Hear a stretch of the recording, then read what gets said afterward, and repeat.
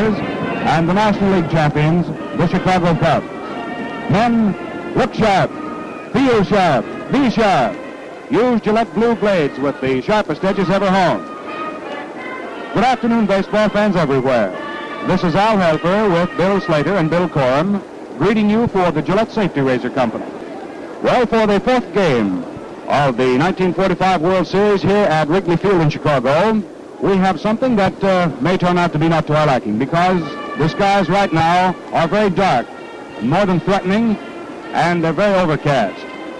The temperature is in the 70s, and we have a slight wind blowing from behind home plate out toward center field. But rain has been falling since about 1 o'clock, and of course, it necessitates our waiting slightly to see whether or not this ball game is actually going to get underway. And of course, the thousands that have poured in here to Wrigley Field in Chicago are sincerely hoping that this ball game, the first in this 45 series, here in the city of Chicago, will get underway at beautiful Wrigley Field. And now, ladies and gentlemen, before this ball game does get underway, I should like to turn right around here and introduce to you once more a very favorite personality of mine, and I know the thousands of you listening in. I think when I say Uncle Billy Corum, who writes a lot of sports, and a lot of people really read what Billy writes, well, let's get him in here and just see exactly how he feels about being here in Chicago. Uncle Bill Corum? Well, thank you, Al. I feel that same way about you. Also, they say a fella is no older than he feels. It may be that he's no older than he pitches, too. We'll know more about that this afternoon when Pop Ray Prim gets out there to chuck 'em up for the Cubs against the Tigers in a ball game that it seems to me the Tigers just about have to win to stay in the running for this series. Of course, that necessarily isn't so, because Steve O'Neill will have Newhouser and Virgil Fire Trucks, his two big aces, to come in with in the next two games if the Cubs should win this one. But it will mean that the best he can get with them then will be a tie, and that wouldn't look so good for the Detroit Hopes. So I think that Paul Dizzy Trout, the Indiana Hoosier with the blazing fastball, or at least usually is blazing, it hasn't been so much as it when he got tired in the late season this year, will have to do something about stopping these rampaging Cubs this afternoon, or they may be trouble for the Tigers. Now, that band down there just walked in the corner of the field. They got tin hats on, white tin hats, American Legion band. Apparently, they turn them over, they'd get a little water in them, which is the way the soldiers, of course, used them in this war. But I don't believe that this ball game is going to have to be called off as it looks at the moment. I'm no weather prophet. It's misting pretty hard. There are umbrellas up here in the stands. But I don't think that if the rain doesn't get harder that they'll call the game. Yesterday, Senator Happy Chandler, having to make his first field decision as High Commissioner of Baseball, arrived at Briggs Stadium in Detroit a little bit late. When there was some question of calling off the game, he'd been to a luncheon. But he was prompt and on the job here today. As a matter of fact, I got to ride out sort of in his police escort, had one motorcycle policeman with his car, and our taxi got in behind it, and we got here in good shape. I also see Ford Frick, president of the National League, walking around down there on the field, and all the brass hats of baseball will be here to make this decision. It's a day very similar to the one in Detroit, except that yesterday, except that the rain held off there and is not holding off here at the moment, but it's a very slow and soft mist. Now, if this game does have to be called off, it won't be the first time that a Detroit and Cub or Chicago World Series has been postponed because of darkness. That game started, but back in 1907. Now they're going onto the field to take the cover off, and just as we guessed, they're going to start this game all right. The umpires are down there. The boys are coming out of the dugouts to warm up. The crowd also warms up with a big cheer, and we're going to have this fourth game. I started to say that in 1907 they had to call a game in this field because of darkness, and also we all remember that game that they called in New York in 1922 when the Yankees and the Giants were playing because of lightness, because umpire Hillebrand was looking at a big sun as big as a big double pumpkin up there, but for some reason he called the game off at the end of the 10th inning, if my memory serves, and Judge Landis, a madder man I never saw, finally wound up giving the money back to the Red Cross, or rather giving it to the Red Cross, all the returns from that game. So we're going to have the fourth game here with Richards and Trout, the battery for Detroit, and Livingston and Ray Prim, the old veteran southpaw for the Cubs, and I believe we're going to have a real good ball game played under pretty good conditions, because I believe this rain is going away and not come back another day during this series.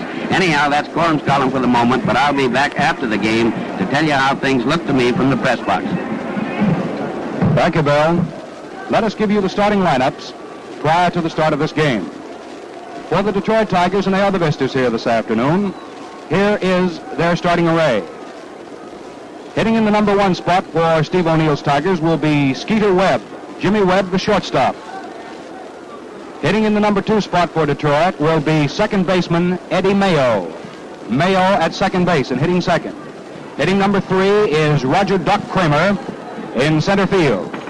Hitting number 4 for Detroit in the cleanup spot will be Hank Greenberg, playing in left field. Greenberg will clean up, hitting in the number 4 spot and play left field.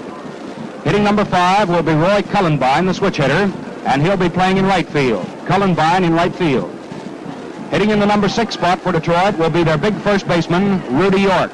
York will hit 6th for Detroit. Hitting 7th will be the little Tennessee gentleman, Jimmy Outlaw. Jimmy Outlaw at third base will hit number 7. This afternoon, hitting in the number 8 spot will be the Detroit catcher, Paul Richards, the tall Texan. He'll be hitting 8th. And hitting 9th will be the pitcher, Dizzy Trout. Trout will hit 9th. He's won 18 games this year and lost 15.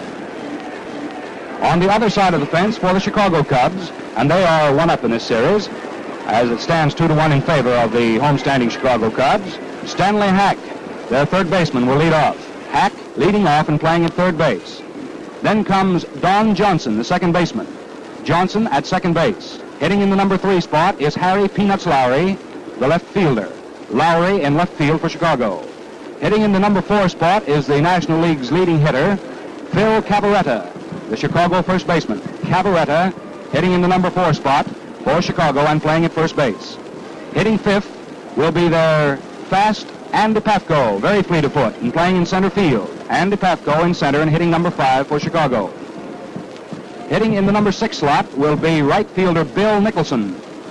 Nicholson in right field. Hitting in the number 7 spot is their catcher, Mickey Livingston. Livingston catching. And hitting in the number 8 spot is shortstop, Roy Hughes. Hughes playing at short for Chicago. And their pitcher is the veteran Ray Prim, the 39-year-older, who certainly has been doing a great job for Chicago this year. He has won 13 ball games and lost 8. But he was a late starter, and it was the latter portion of the season that proved that Ray Prim had the stuff that Chicago wanted this year. So the opposing pitchers for this afternoon's ball game, and it's clearing now here at Wrigley Field in Chicago, and we're going to get underway here very shortly. With the two teams out warming up now, the umpires have made their appearance. I will give them to you. At the plate will be National League umpire Jocko Conlon. At first base will be American League umpire Bill Summers. At second base will be Lou Jorda of the National League, and Art Passarella of the American League will be the umpire at third. And now it gives me great pleasure to wave in my colleague on this broadcast, Bill Slater. Bill, how do you feel about Wrigley Field in Chicago? Oh, well, I feel just the same as everyone does, Al. I feel mighty good. As a matter of fact, at this particular moment, the batting orders are being announced over the loudspeaker, which you can probably hear in the background, and that will indicate to you that this game may be delayed 3 or 4 minutes in getting underway. The canvas has been completely removed and rolled out of sight now, and the opposing pitchers are working very hard on warming up. Dizzy Trout is warming up along the first base line, and Jimmy Miller from Celeste, Texas, oddly enough, is catching him. Right down in front of us here, left-handed Ray Prim is completing his warm-up pitches, and he is being caught by Big Red Smorgasbord Smith. Red Smith, you know, is the line coach of the New York Giant football team, and he's a baseball coach for the Chicago Cubs. He had already taken up his job with the football Giants, and then when the Cubs got into the World Series, why, Charlie Grimm called him back and said, "Come on back, we need you." So Red has been warming up Ray Prim down there, and I think Livingston is moving over to take up the job now. This is, of course, a Chicago ball game this afternoon, and as the World Series throng moved in here to be joined by the local baseball enthusiasts, the game took on a definite flavor of Chicago. And Chicago, the rousing and energetic inland capital of America, imparts its spirit and its flavor to anything that happens here, of course, as you know. The band would be playing jazz, and would be jazzing and jitterbugging around the outfield there as they played Hold That Tiger. And then they break into Hail, Hail, the gang's all here. Let's focus the glasses a little bit on Paul Howard Dizzy Trout, who is still pitching with that right-handed throwing arm of his down just opposite first base. Trout is, as everybody in baseball knows, one of the most colorful figures in all baseball today. They call him Dizzy because there are points of resemblance between him and Dizzy Dean. He is, for one thing, a very garrulous fella. He's talking. You'd think he was a radio announcer. And as a matter of fact, too, he's very confident. But that confidence of Dizzy Trout's is based on his ability to perform. That ability has been somewhat handicapped lately because he's had trouble with his back. Back in July, he spent 10 days in the hospital. And the excellent record that he piled up last year when he won 27 games for Detroit, which is an amazing record. The year before last, he won 20. That record's been shaved down to 18 victories this year. That's pretty good going, too, as far as that goes. This fellow had a daughter born to him, did Paul Dizzy Trout, on the very first day he pitched this year. And now the tremendous roar from the background means the Cubs are taking the field. But Dizzy Trout, the guy we're talking about, is still down there warming up. And he looks very fit today. And talking to him yesterday in Detroit, he said, I can beat those Cubs. And he'll be doing his best to do it, of course. Now the Cubs are in the field, and in just a moment we're going to have our national anthem. Everyone rises, the band will play, and we are all going to sing our national anthem, ladies and gentlemen.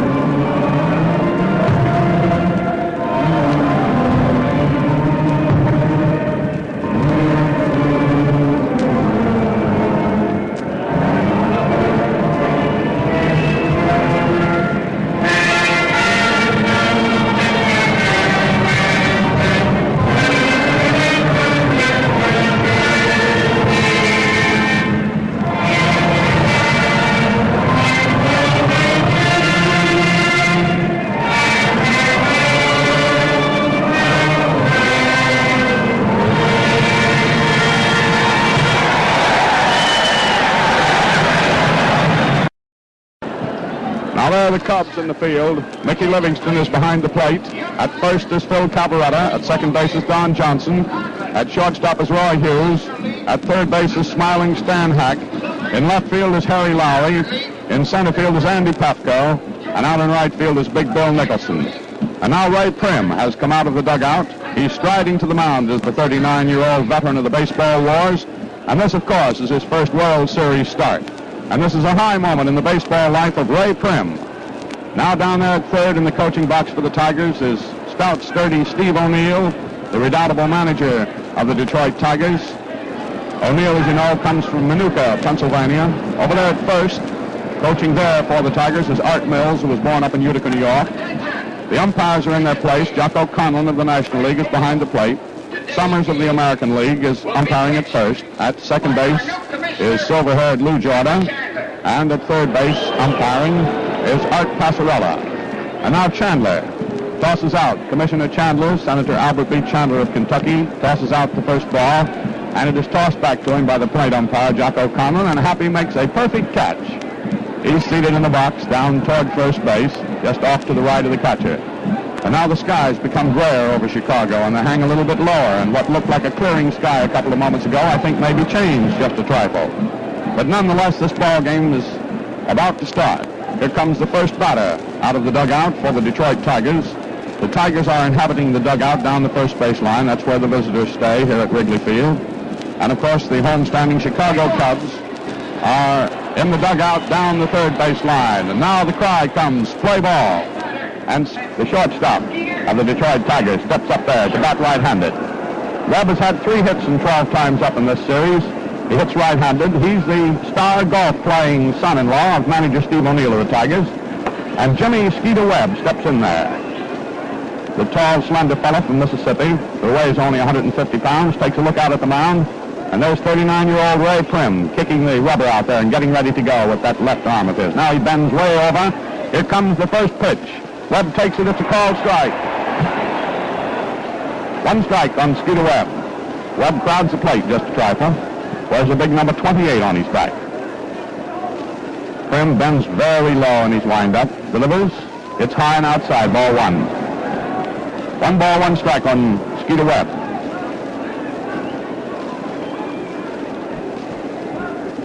Prim will pitch with considerable deliberation. He's a control pitcher. Pitches to spots, taking lots of time now.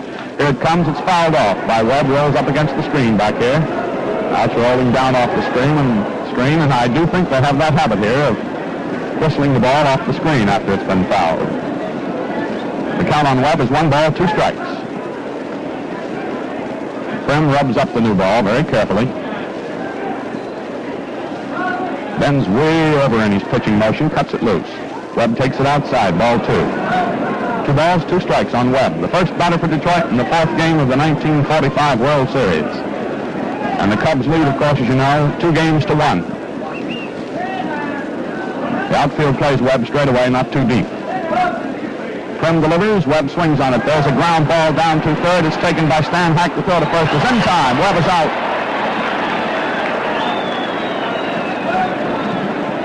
Webb out third to first, with the dependable 36-year-old veteran Stan Hack playing the ball perfectly. Now here's Eddie Mayo coming up, the second baseman, to be batter number 2 for Detroit.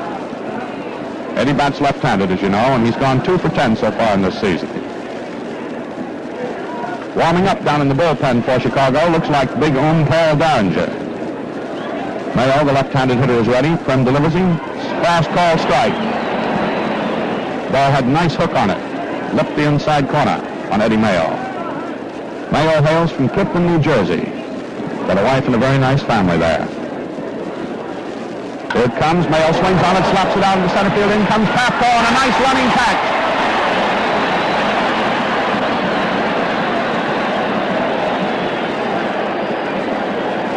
That was a very hot line drive off the bat of Eddie Mayo. It went out into center field, and Papco had to charge in, fleet as the breeze, to come in and take that on the run for the out.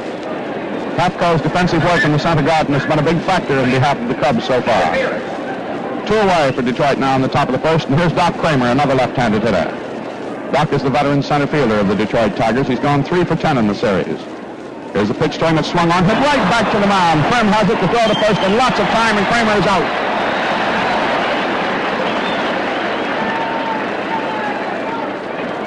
So the Tigers go down in order in the top of the first inning, and the score is Chicago nothing, Detroit nothing.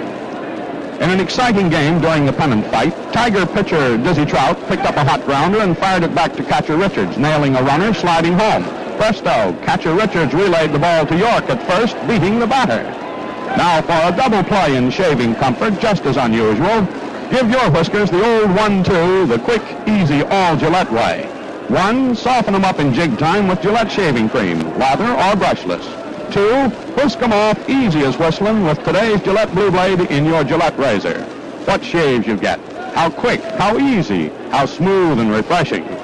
Both Gillette brushless and Gillette lather are top-notch beard softeners that blanket a barrel of water against your face, giving every bristle a thorough soaking. Men enjoy the extra luxury of shaving this quicker, easier, all Gillette way. And remember, look sharp, feel sharp, be sharp. Use Gillette Blue Blades with the sharpest edges ever honed. All right, the last half of the first inning. And popular Stan Hack, the star third baseman for all these many years for the Chicago Cubs, steps up there. And on the mound is the big, husky, confident Dizzy Trout. And the announcement of Hack at the plate draws a roar from the crowd. Behind the plate is Paul Richards, and Hack is ready to go. First pitch to him is a little outside for a ball. Trout, broad-shouldered and big, stands 6'3", weighs 200. Hack has gone 6 for 14 with 2 doubles so far. Swings on one. There's a ground ball down to shortstop. Skeeter Webb has it. The throw is into the dirt, but picked up nicely by Rudy York for the out.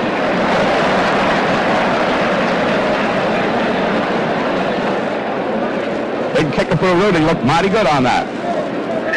The throw was off to his right. He scooped it up, backhanded with his glove, kept his foot on first and retired Hack. Now here's Don Johnson. Johnson bats right-handed. Takes the first pitch inside, a fastball, very fast. Johnson hasn't hit the last 2 games. First game he went 2 for 5. Takes another one very fast. That's a called strike.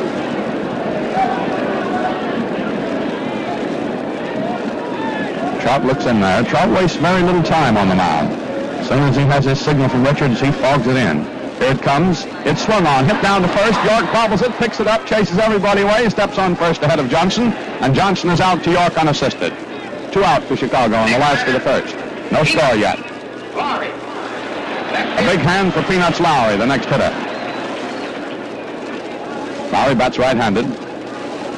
Lowry did all right by himself yesterday. He went 2 for 4, one of them a double. The day before yesterday, on Thursday he went 2 for 4, then on the opening day Wednesday he went 0 for 4. So that's what Lowry has done as he steps in here in the 4th game.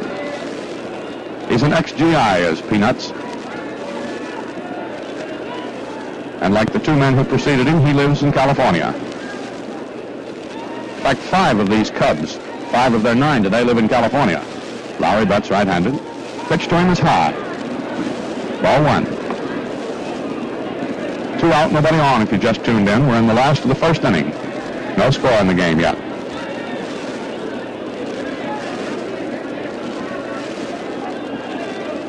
Trout's got light brown hair. He's big man, big Indiana Hoosier. Lowry swings on one, bloops it out into right field. In comes the right fielder, Cullenbine, makes a nice running catch. So that's all for Chicago in the last half of the first inning. They go down in order, as did the Detroit Tigers in the top of the first inning. So at the end of a full inning of play, there's nothing across in any department in this 4th game of the 1945 World Series. And now out comes the catcher, Mickey Livingston. He's standing behind the plate waiting for Ray Prim, who started off in excellent style to get himself out there and get underway. All the talk around the lobbies of the jam-packed hotels today has been, how do you think old Ray will do? And do you think Dizzy Trout's back is better? Well, you can't pass any verdict, of course, up to this point. Only 1 inning has been played. But Prim looked very sharp, and Dizzy Trout looked mighty sharp, too. Prim is going to be put to a bit of a test right now as the first batter comes up in the top of the 2nd inning, and because that's Mr. Hank Greenberg. Greenberg has driven in 3 of the 4 runs that have been scored so far by Detroit in this World Series. And, of course, he's the popular favorite. Mainly so because of that long ball hitting of his. Greenberg is there, ready now. Stands 6'5", weighs 215. He's a big man. Served over 4 years slightly in the United States Army in this war. In fact, Greenberg, as you know, was in before Pearl Harbor. Then he was discharged, and then he re-enlisted. Now big Captain Hank is in there. He got a good round of applause, as you noticed, from the Chicago crowd. And if Prim can pitch Greenberg as perfectly as Passeau did yesterday, of course Passeau did darn near everything perfectly, he won't have any trouble. Here it comes. Greenberg takes it. It's a high and inside pitch, up about shoulder. Greenberg stands straight up. Presents a pretty good sized target. Prim delivers. Slow and inside this time. That's ball 2. Greenberg looks down at Steve O'Neill, coaching at 3rd. Stout Steve from Manuka. Prim bends way over. That was a fast call strike. That was a curveball, midway between the waist and knees, over the outside corner. 2 balls, 1 strike on Hank Greenberg, the first batter for Detroit in the 2nd inning. No score in the game. Prim labors. Hit foul on the ground behind the catcher. That makes it 2 strikes on Greenberg. Chicago crowd simply holds its breath bated on every pitch to big Hank Greenberg. And they probably keep track of the strikes on him with their heartbeats. Because he is, of course, the big Detroit menace. 2-2, Ray Prim has on him now. Now Prim bends way over when he winds up, delivers. It's swung on, he struck him out.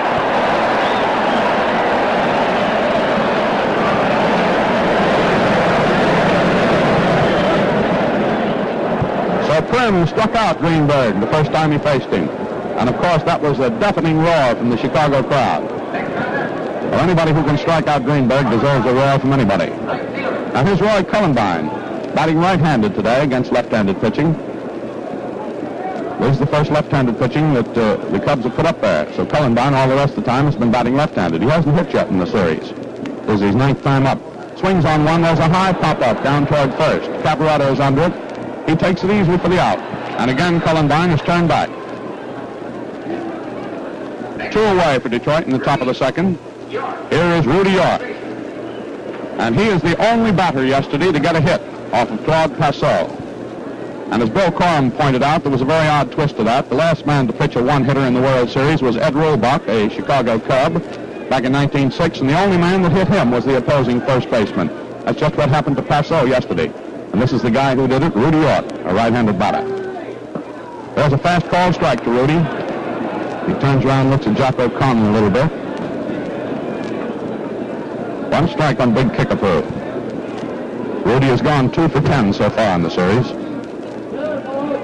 Swings on that one, hits it back past the mound. It's fielded very nicely by Don Johnson to throw to Cavaretta in plenty of time, and York is out.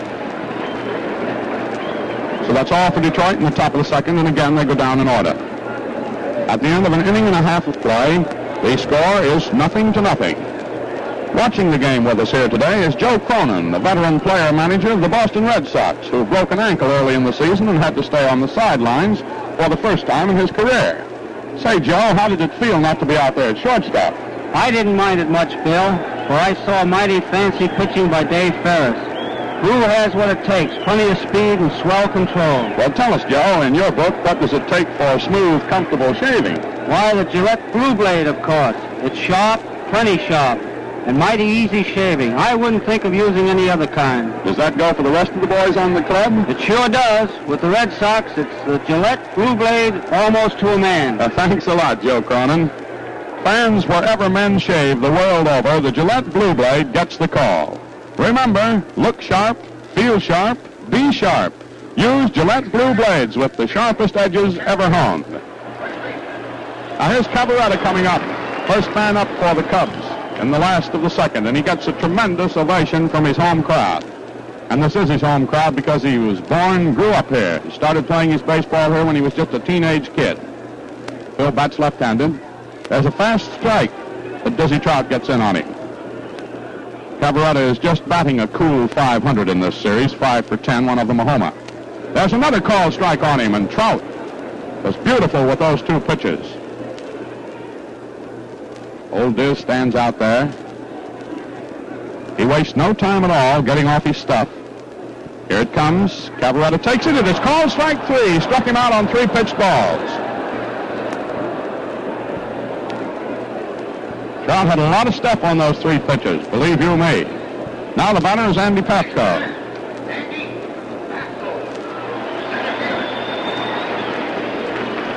Pafko bats right-handed. He hasn't hit in the last 2 ball games, went 3 for 4 in the first one. Here's the pitch to him, good for a called strike. That's 4 called strikes that Dizzy Trout has whipped in there on Chicago batters in the last half of the second. 4 in a row. Now Trout's taking a little more time getting off this next delivery. Winds up. Here it comes. Pafko swings on it, slaps it down toward first. It's knocked down by York. The throw to first is in time. York had trouble with it. It was a hard hit ball with a twist on it. He knocked it down, had to scamper to his right. Dizzy Trout was covering it first, and they got Pafko by half a stride. Very neat infielding. That's 2 out for Chicago in the last of the second. And here's bad Bill Nicholson. Nicholson leads all players in this 1945 World Series in runs batted in. He's bashed in 5 of them. And there he is again with that characteristic picture that one will always associate with Bill Nicholson. Big, husky gentleman from Maryland with his chin stuck out. Right out at that pitcher, swishing that bat back and forth. Even when he backs out of the batter's box, as he did then, he took a couple of vicious swishes with the bat. Now he's ready to go. Trout pitches him. It's low into the dirt. Bounces up into the glove of Richards. Ball 1. Outfield plays Nicholson about straight away, but very deep and right.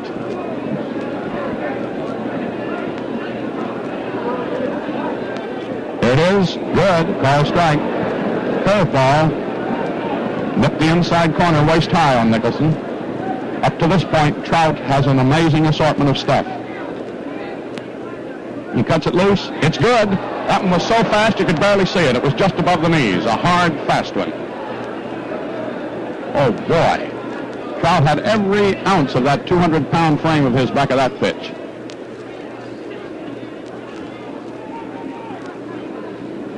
One ball, 2 strikes on Nicholson. Trout works. Nicholson swings, strikes out on a low curve.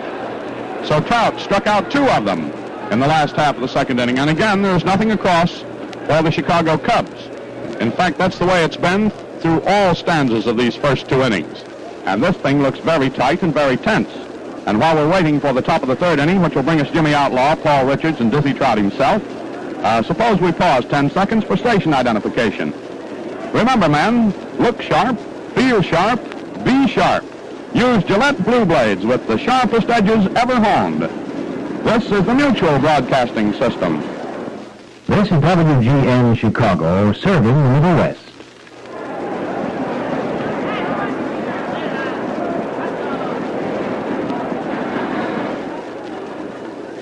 All right, the third inning is about to get underway. And seated down below us, just behind home plate, are the blind and vision-impaired veterans from Dibble General Hospital out in California who have been the guests all through the series. And again today, they're using their earphones that have been provided for them. And we've just received word that Glenn Staines of Detroit, who operates the well-known Pathfinder Project for the Blind, has offered 4 of his famed-trained Doberman Pinscher lead dogs to the blinded war veterans who are attending the series. I think that's swell. All right, here's inning number 3. 0-0 the score. No runs, no hits. There have been no errors. There's been nobody left on bases. Here's Outlaw. Little Jimmy has had 2 hits out of 11 times up in the series. He's a right-handed batter. And he's ready to go. Pretty fast on his feet, that little guy. Now Ray Prim, warming to his task.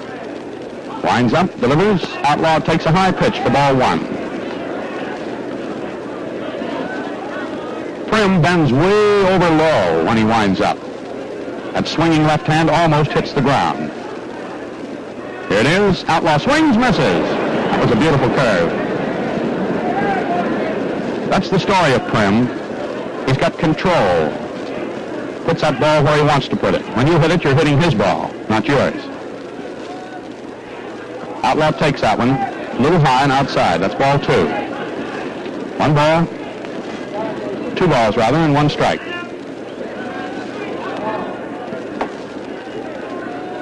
Prim taking a lot of time. Delivers. Outlaw swings on it. It's hit down to shortstop. Up with it is Roy Hughes. The throw over to Cavaretta is in time. A nice stretch by Phil Cavaretta, incidentally. Takes care of Outlaw. Shortstop to first. Now here's Paul Richards. This will be Richards' 8th time at bat in the series. He hasn't hit as yet. He's a tall, right-handed batter.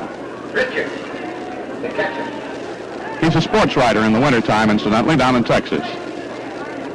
Prim gets ready. Here it comes to Richards. He swings on it, beats it into the ground, foul. Strike 1. It rolls back to the screen. Richards has an odd stance at the plate. That was being discussed on the train coming in from Detroit last night. That's due to a severe knee injury that he suffered when he was quite young. So he's had to stand this way at the plate. It isn't too unusual, except he doesn't crouch very much. His feet are pretty even. Prim pitches, Richards swings on it. There's a fly ball going into left field. Peanuts Lowry is over to his right, camped under it now, and he's got it. 2 out. Now the batter is Dizzy Trout himself. There he comes, walking from the dugout and walking very rapidly. Walks forward on his toes a little. That's Dizzy.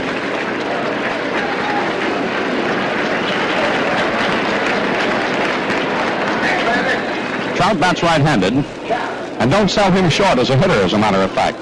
This season he got 25 hits out of 101 times up for a batting average of 248. Last year he hit 271. Mixes in homers and long hit balls at times. That's Diz. That pitch to him is low.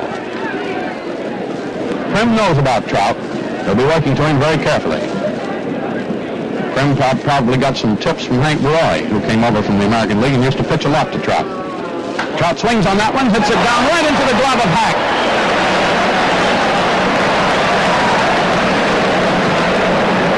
That was a very hot line drive. Hack threw his glove up to the left, held the ball, and practically rode it. Stuck in there, and that's all for Detroit now in the top of the third. Nothing across for them. So at the end of 2.5 innings, the score is Detroit nothing, Chicago nothing. Well, now some men have the knack of saying a lot in a few words, and Joe Cronin, the veteran manager of the Boston Red Sox, is one of them. When he told you last inning that the Gillette Blue Blade has what it takes for quick, easy shaving, well, he said a mouthful. Fans, the Gillette Blue Blade is sharp, plenty sharp. More than that, it has the smoothest finished edges ever produced. But here's something that Joe Cronin didn't mention. Those edges are hard enough to cut glass. Yes, you actually can cut glass with today's Gillette Blue Blade. Now, men, edges of glass cutting hardness stay sharp for one comfortable shave after another.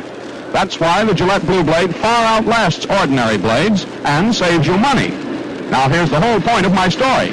When you can enjoy tops in shaving luxury and save money too, well, that's something. So remember, look sharp, feel sharp, be sharp. Use Gillette Blue Blades with the sharpest edges ever honed. Now here's Mickey Livingston up. Trout pitches him, and it's a fast called strike. Mickey stands in there batting right-handed. So far in the series, he's gone 3 for 8. Swings on that one, and it's slapped out into left field for a hit. Greenberg is chasing it deep out there. And Livingston, after a long turn at first, goes back to first, and it's a single, the first hit of the ball game.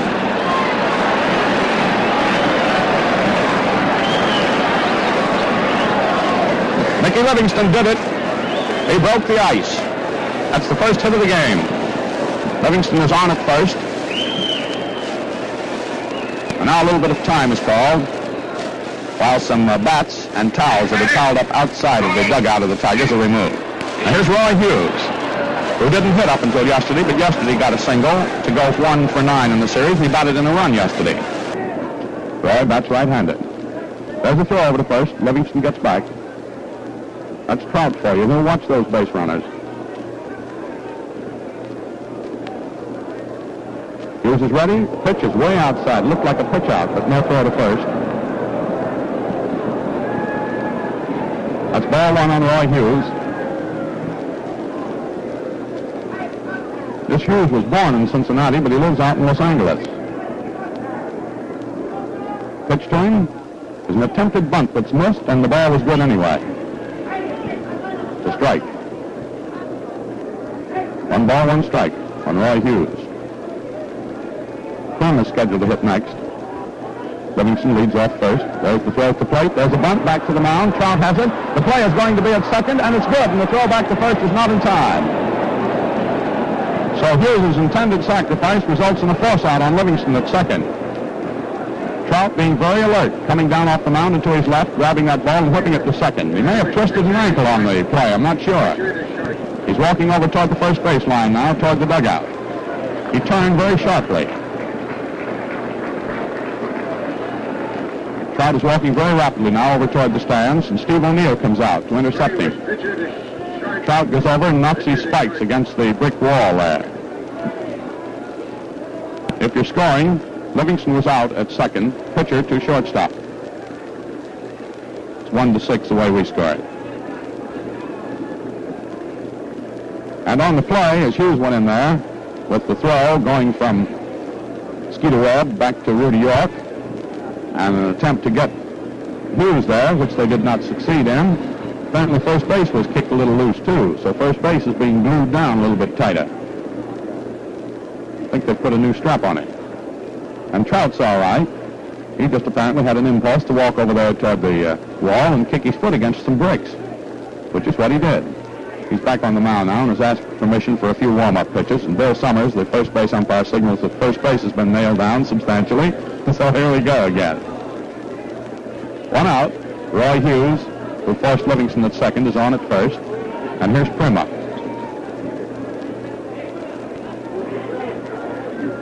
Now Trout stretches. Prim bats right-handed. Bunts one down toward first. York has it. And the play is going to be at first, where Eddie Mayo is covering. York grabbed the ball, looked at second, but thought he didn't have time to get Hughes there. So for Prim, that's a sacrifice. And he is out 3-4. First baseman to second baseman covering at first. That moved Hughes down to second, and up comes Stanley Hack. Hack went out on a ground ball to the shortstop. Skeeter Webb his first time up. Now Webb calls time while he picks up Roy Hughes' glove that was parked in on the infield and throws it out of the way. Now the pressure will be on Hack.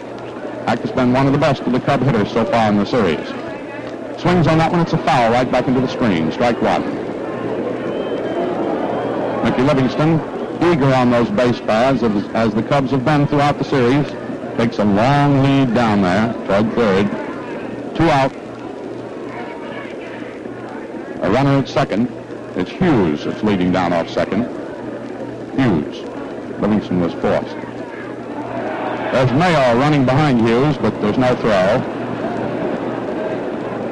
Friendly Chicago crowd shouted their warning to Mr. Roy Hughes. Now Trout's ready to pitch again to Hack. He does so. Hack hits it on the ground. Down to third base. Outlaw has it. The throw to first is good. Scooped up out of the dirt nicely by York. So Hack is out. Third to first. And that is all for Chicago. A threat in the top of the third. No runs, 1 hit, 1 base runner left on, and there were no errors. That's the last of the third inning, and the score is still 0-0. And that was the first hit of the ball game, coming there in the last of the third inning by Livingston to break the ice. Prim has given up.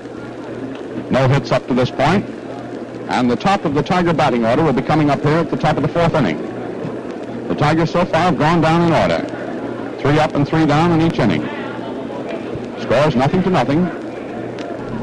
And Prim, who is up at bat in the last of the third inning, walks slowly out to the mound now. He's ready to pitch to Mickey Livingston. Romo Hall. Please go to our office at once. Somebody's being paged on the loudspeaker.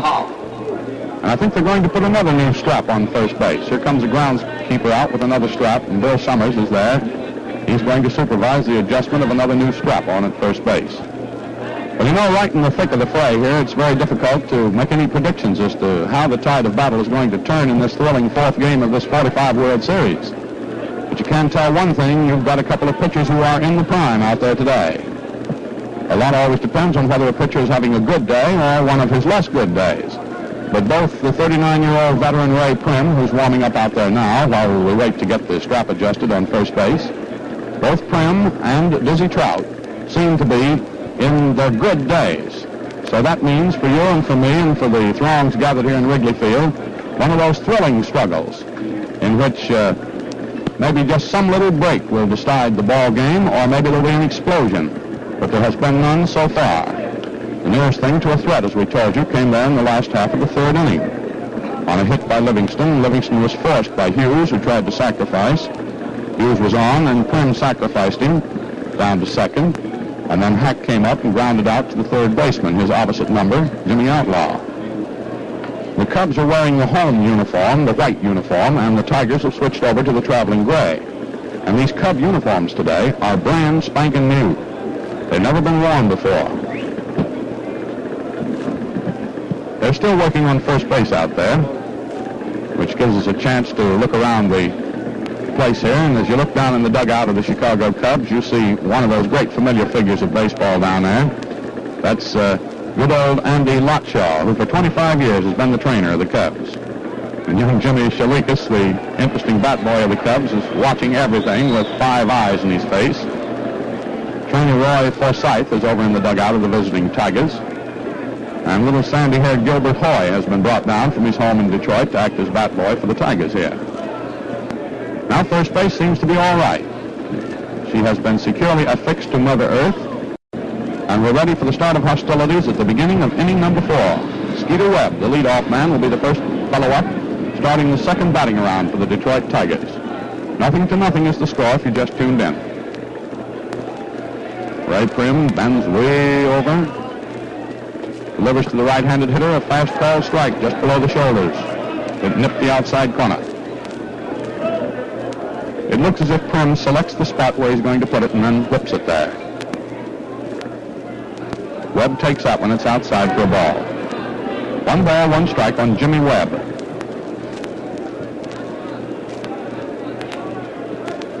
Slender and dark-haired is Mr. Webb from Mississippi.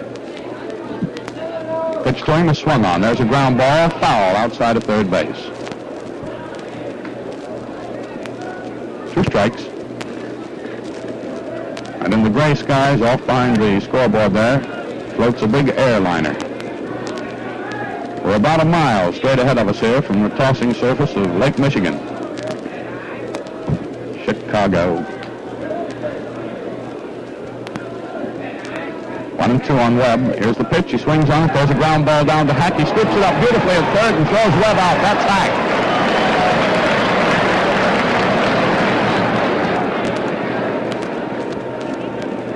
That was old Stanley Camfield Hack at his best. That was a bounder, a slow one. He came in. He had the scoop on it just on the edge of the grass. Pretty difficult place to pick that ball up. But he got it. Flipped it over to Cabaretta at first, and that was all for Webb. One out for Detroit in the top of the fourth, and here's Eddie Mayo. That's left-handed. The left-handed pitcher, Ray Prim, delivers Mayo. Fast call strike.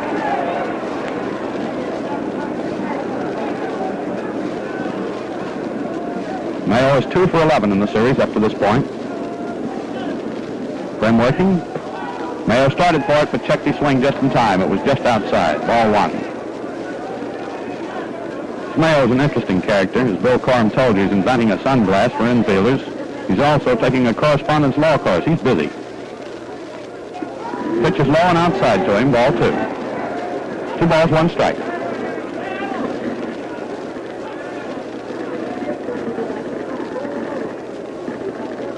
Prim working with considerable deliberation. He's taking his time. He's probably got a pattern in his mind of the kind of a game he wants to weave here. He's working hard on it. Now it occurs to him that he ought to have the rosin bag, so he turns around and picks that up. Rubs his left pitching hand on it. 2 balls, 1 strike on Mayo. Now Mayo's a little tired of waiting, and he backs out of the batter's box. Uses his bat to knock the mud out of his spikes. Not too much mud, because the infield is in good shape. You pick up a little mud walking outside of where the tarpaulin was. Now Prim's ready, and here it comes to Mayo. Strike!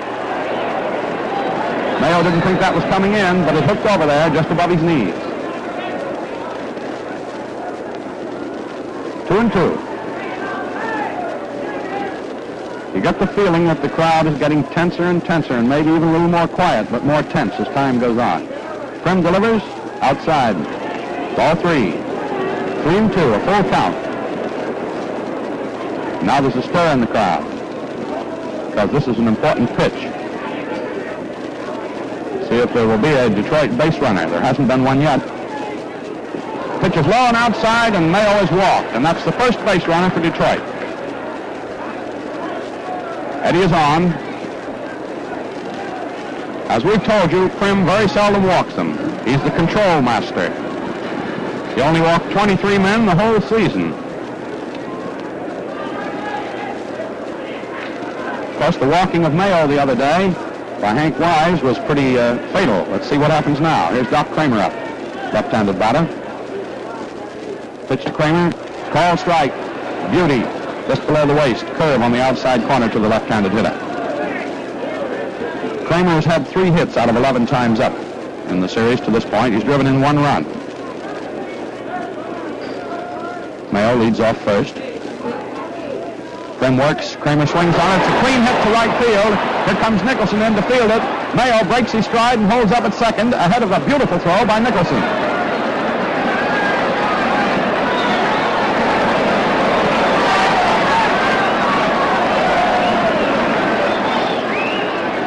That was, of course, the first hit off Prim. Mayo, who is now at second, and Kramer at first, are the first base runners that the Tigers have had. And the batter coming up is Greenberg. And out in the bullpen, down the left field line, Big Paul Derringer is warming up for the Cubs. They've had a man working there practically all afternoon. That's part of Charlie Grimm's plan of management here in the series. But now a specter of the game the day before yesterday looms as the skies brighten. But foreheads are furrowed because it's Greenberg at the bat. Big right-handed slugger. Swings on that one, hits it down toward third. It's going through into left field for a hit. Mayo is rounding third, heading to the plate, and he comes in to score. Unmolested, the throw is to third.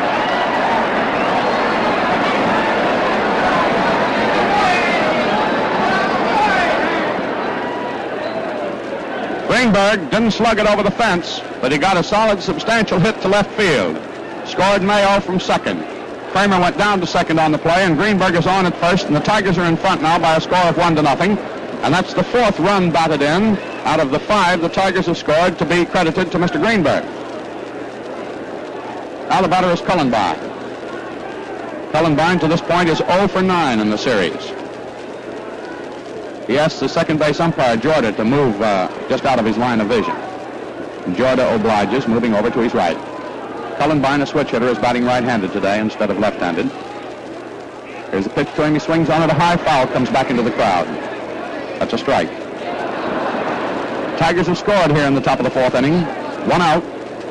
Greenberg, who drove in the run, is at first. And Kramer, who got a single to right for the first hit off Prim, is at second. Mayo, who was walked, scored. Twice he's been walked and scored in this series. Pitch to Cullenbine is swung on, and it's hit down the third base line, and it is fair. And here comes Kramer, rounding third, coming on in to score, and Greenberg holds up at third, and it is a double for Cullenbine down the left field line, just in fair territory.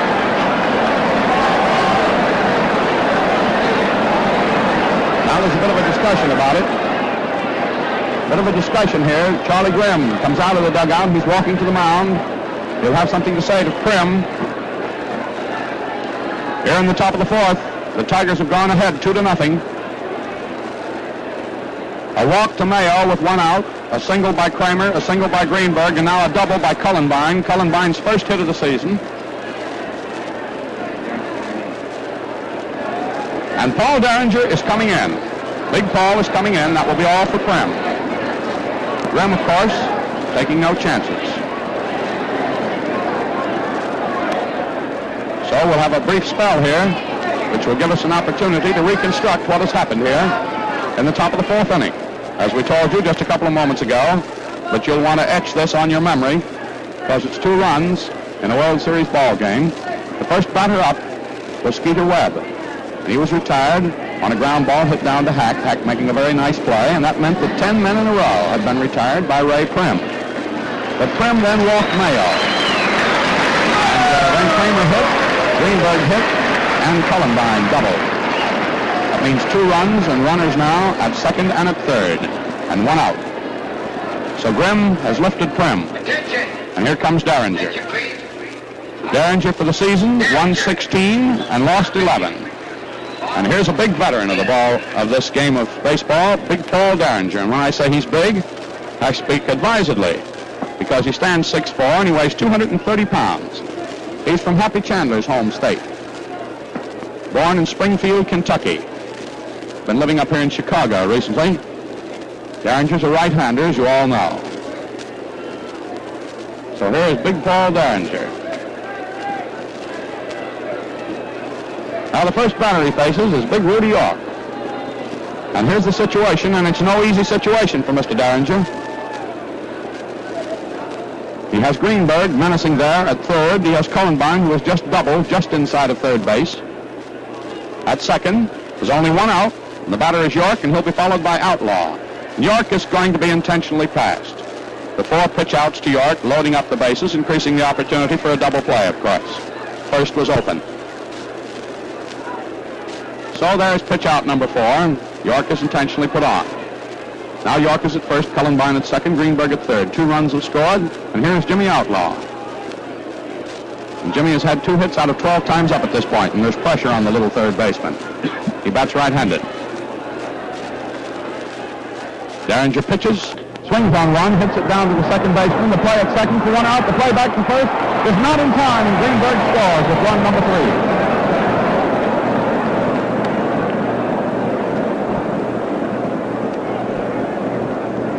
Outlaw hits into a force out, driving in a run. Cullenbine crossed to third on the play. Greenberg came in from third to make it 3-0 in favor of Detroit. And York was retired at second, the second baseman to the shortstop. The throw on to first, Cavaretta was not in time. Prim, of course, is charged with that run because he put Greenberg on. It's 3-0 now. 2 out. Cullenbine is at third, and Jimmy Outlaw. They tried to make the double play ball on him, but Outlaw, very speedy, as we told you earlier in the broadcast, beat out the relay to first and got on, and the run crossed. Now here's Paul Richards. He's 0 for 8 in the series, bats right-handed. Swings on one, fouls it into the ground, it bounces back to the screen.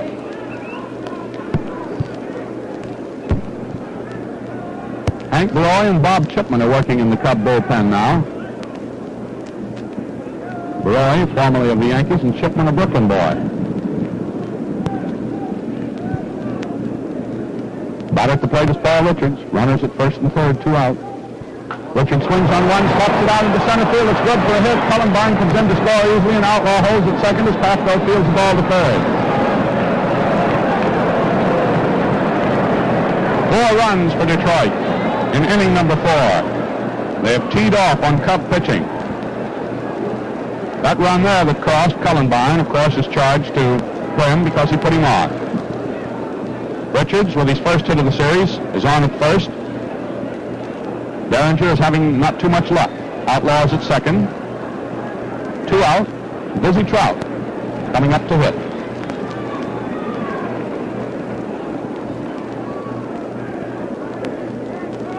There's Trout walking along on that stride of his. He walks forward with a springy step on the balls of his feet. Old Diz is unmistakable anywhere. He looks pretty happy about this 4-run lead he's got now in the top of the 4th inning. Here's the pitch to him. He swings, misses, and almost jerks his head off. Gee, he was swinging on that one. His head went jerking back. He missed it. Big Paul Derringer, the big Kentucky gentleman, having trouble. Trout takes an inside pitch close to him. Ball 1. 1 ball, 1 strike. On Paul Howard Trout of Terre Haute, Indiana. Now Beroy is not working in the bullpen. It's just Chipman. Trout lets that one go. He started for it and then almost fell off balance checking his swing, and it was good. 1 ball, 2 strikes on Trout. 2 out, 4 runs in. Runners at first and second. Here's the pitch. Trout swings on it. There's a ground ball to the left of the shortstop. The play is at second for the force on Richards, and that retires the side.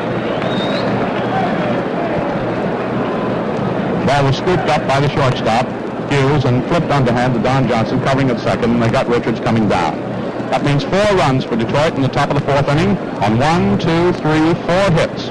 They had 2 base runners left on, and there were no Cub errors.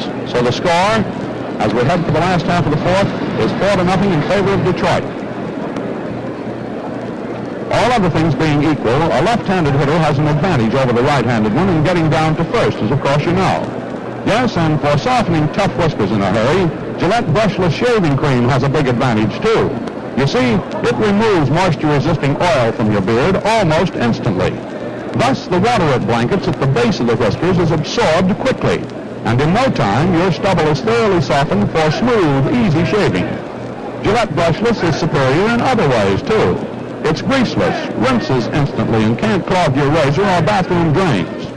Until recently, our entire production of Gillette brushless went to the armed forces, but it's becoming easier to obtain day by day.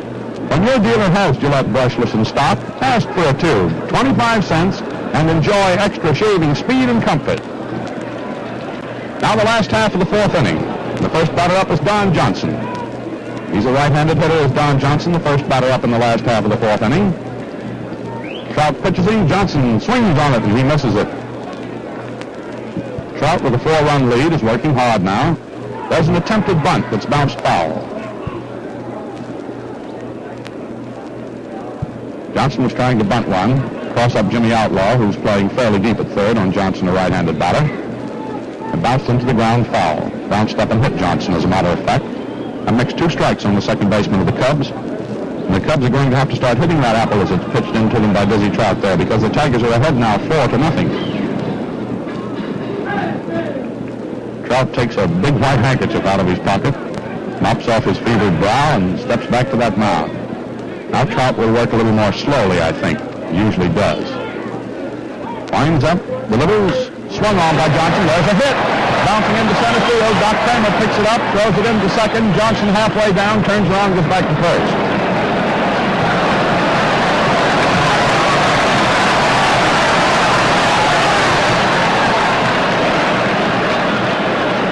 And so the Cubs threatened to lash back in the last half of the fourth inning. The Tigers took 4 runs in the top of this one. First man up, Johnson, hit the 0-2 pitch, incidentally. Slapped it into center field for a single. Now here's Peanuts Lowry. Lowry has 4 for 13 so far in the series. He's a right-handed batter, a little fella. They play him to pull to left. Pitch to him is good. Fastball by Trout on the outside corner. Fooled Peanuts. 1 strike. Next one is swung on, slapped out into right field. It's falling for a hit. Cullenbine picks it up, throws it in, and the runner holds at second and at first.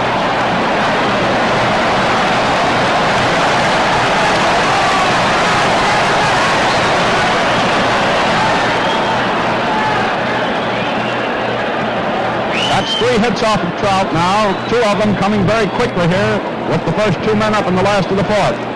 And the tremendous roar and expectancy on the part of the Chicago throng here means that Phil Cavaretta, the leading hitter in the series and the leading hitter of the National League, is at the plate, batting left-handed. Trout pitches him. Cavaretta leans away from the close one. Up close to his chin, ball 1. And this is drama, complete drama. Georgie Castor gets up and starts pitching in the bullpen for the Tigers. And Trout pitches hard to Cavaretta for ball 2.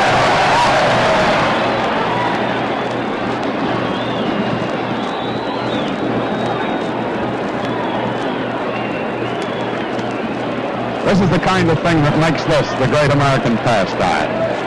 2-0 the count on Cavaretta. Trout is ready. Here's the pitch. Cavaretta takes it. It's a called strike. Waist high, a curveball on the inside corner to the left-handed batter.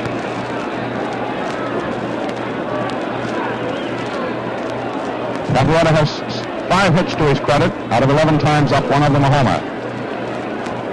Count on him now, 2 balls, 1 strike, and Trout takes a little time as Lowry leads off first and Johnson off second with nobody out. And now, just to sort of break the tempo of things, Cavaretta backs out of the batter's box. Now he climbs back in. Trout looks him over. Trout looks at second. Now he looks at first. Now he kicks some dirt around on the mound. And now torn up bits of paper commence to float down from the second tier. And now the pitch to Cavaretta. Now he swings on it, and there's a ground ball foul down the third base line. Topped that one. For a moment it looked as if it might roll fair down the third base line. Everybody was on the move on the base paths. Ron Johnson was all the way down to third, and Peanuts Lowry very fast was down to second. Cavaretta, of course, had crossed first by the time that ball rolled foul. That makes the count 2 balls, 2 strikes on Cavaretta. Now Tommy Bridges gets up also to warm up in the bullpen for the Detroit Tigers. Neither manager is giving an inch here today. Tigers are ahead at the moment, 4-0. Chicago trying to rally here in the last of the fourth. Trout stretches. Cavaretta is ready. Here it comes. Cavaretta swings on it. It's foul. Into the stands down the left field line. Hapko is on deck.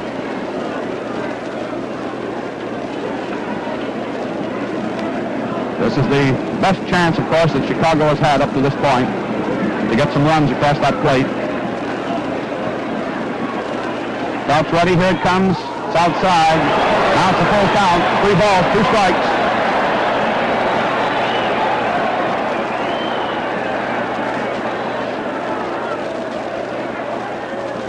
Cavaretta stands loosely there looking at the situation. He has a long grip on that powerful bat. The outfielders are very, very deep. Johnson at second with itchy feet. Lowry at first. 3-2 the count. Trout on the spot. Here it comes. It's swung on and missed, and the ball is picked up with the catcher after he dropped it, and Cavaretta is touched. And he's out, and he's mad.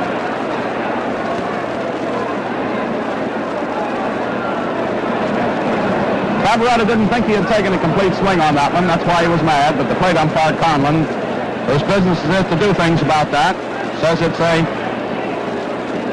third strike. Richards dropped the ball, picked it up, slapped it on him. Incidentally, that's the second time that Cavaretta has struck out. That's 3 strikeouts now for Dizzy Trout. The other victim was Bill Nicholson. Now it's Popko standing up there with runners at first and second and 1 away. Popko grounded out to the first baseman, Rudy York, his first time up. And he hasn't hit since the first game. Now Trout goes through some typical Trout maneuvers. Takes off his glasses on the mound, pulls a pretty white handkerchief out of his pocket, and very calmly wipes off the lenses of his glasses. Now he holds them up in the air just to see that everything is all right. He decides they need a little more rubbing. That is Dizzy Trout. And that's one of the reasons they call him Dizzy Trout. He's still rubbing his spectacles. And truly, it's an interesting spectacle. Now he decides to mop his face. Now he adjusts his glasses again, puts them on, puts the handkerchief back in his pocket, reaches over, picks up the rosin bag, squeezes it a little, throws it down, pulls on the peak of his cap, steps to the rubber, looks at the plate, and there's Pafko ready to hit. All right, Trout is ready to pitch. Here it comes. Pafko swings on it, hits it back past the mound. It's fielded by Mayo, and the throw is to first, and now the throw to second is not in time, as Mayo had stopped Lowry.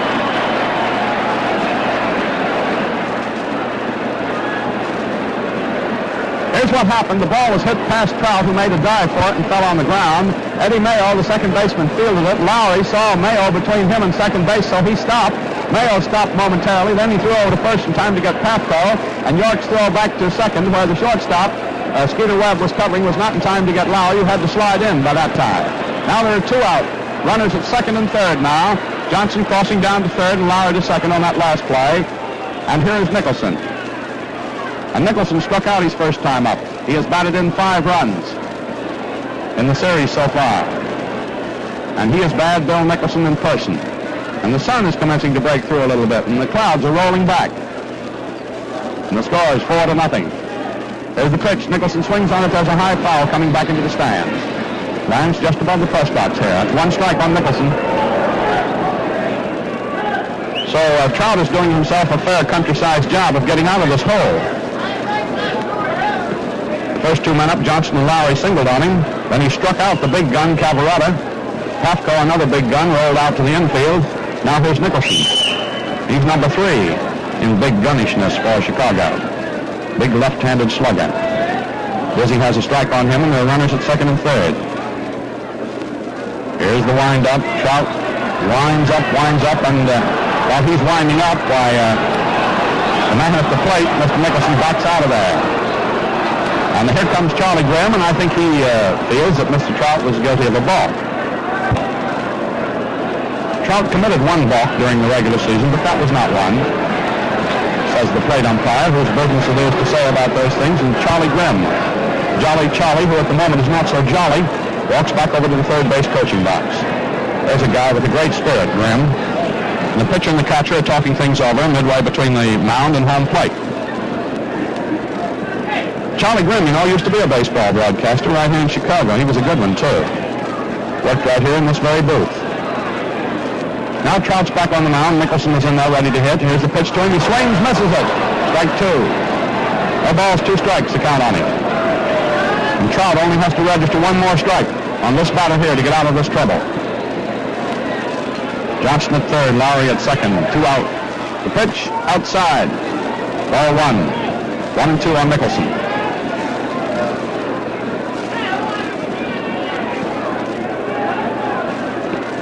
Trout stands steadily on the mound, studying Nicholson. Hasn't moved, Trout hasn't. Now he gets ready. Nicholson is set. Here it comes. Nicholson swings, strikes out.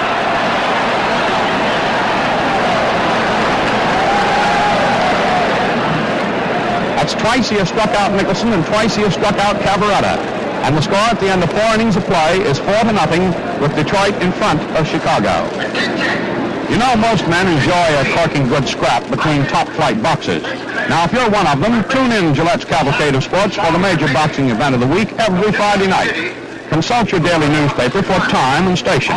Remember, every Friday night is fight night on Gillette's Cavalcade of Sports. Now, while we're getting ready for the start of the 5th inning here in this thrilling ball game, we're going to pause 10 seconds for station identification.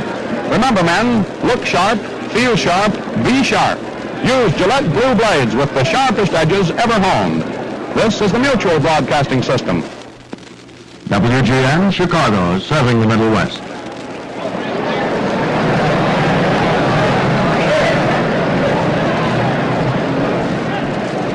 All right, Big Paul Derringer, huge effective right-hander from Kentucky, is ready to go as inning number 5 breaks upon us. And the score is Detroit 4, Chicago nothing. And the top of the batting order for the Detroit Tigers comes up here in the fifth inning, just as it did in the fourth, when the Tigers batted around to register those 4 runs on 4 hits. That means that Jimmy Webb is the first hitter for Detroit now, right-handed batter. First time he's faced Derringer. Derringer pitches him low and inside. Now Derringer, who is big and portly, is quite big around the middle. Delivers, it's good. That was a 3/4 sidearm delivery that whisked over the outside corner. On Skeeter Webb, 1 ball, 1 strike. Big Paul pitches. He attempts to bunt it. There's Mr. Webb, and he misses it. Missed it cleanly. 2 strikes. Becoming positively sunny now.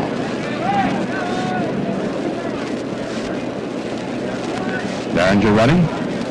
Pitches. Webb hits it down the right field line. I think it's going foul. It's going over near the stands, and now it curves into the stands down the right field line. Count on Webb is 1 ball, 2 strikes.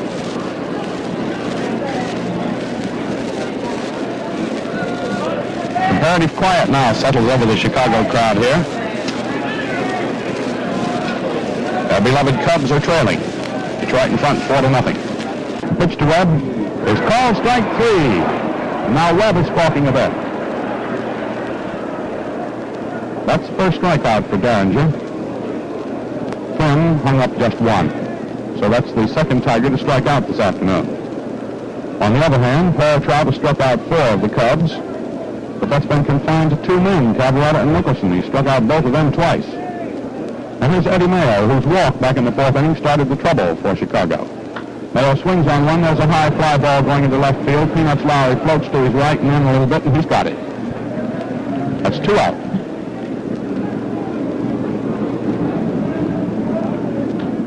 The batter now is Doc Kramer. Kramer hit, scored a run his last time up.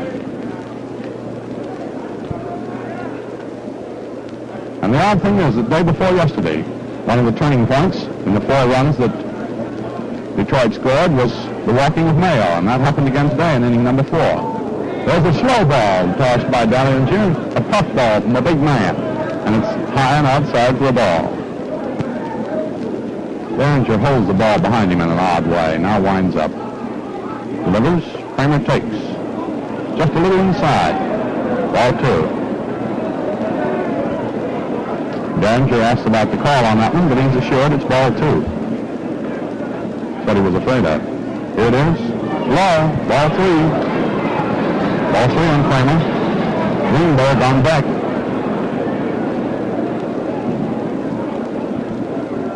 Sidearm pitch.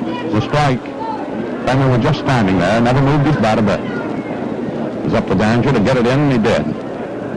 3-1.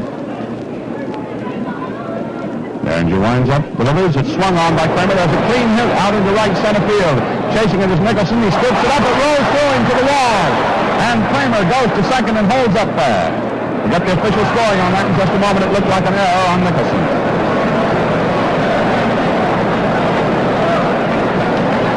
Now brilliant sunshine bathes the diamond down there. And Doc Kramer is at second.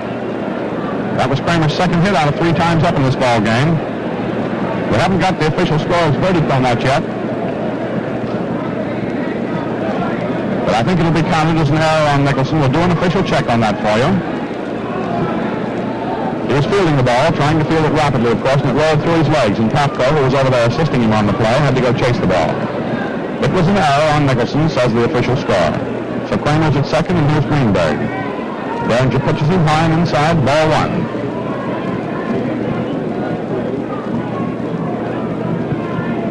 And I think Detroit leads in the top of the 5th. Derringer working, Greenberg taking, it's high. And when a pitch is high to Greenberg, it's pretty high because he's pretty high himself, 6'5". Of course, Derringer's no pygmy.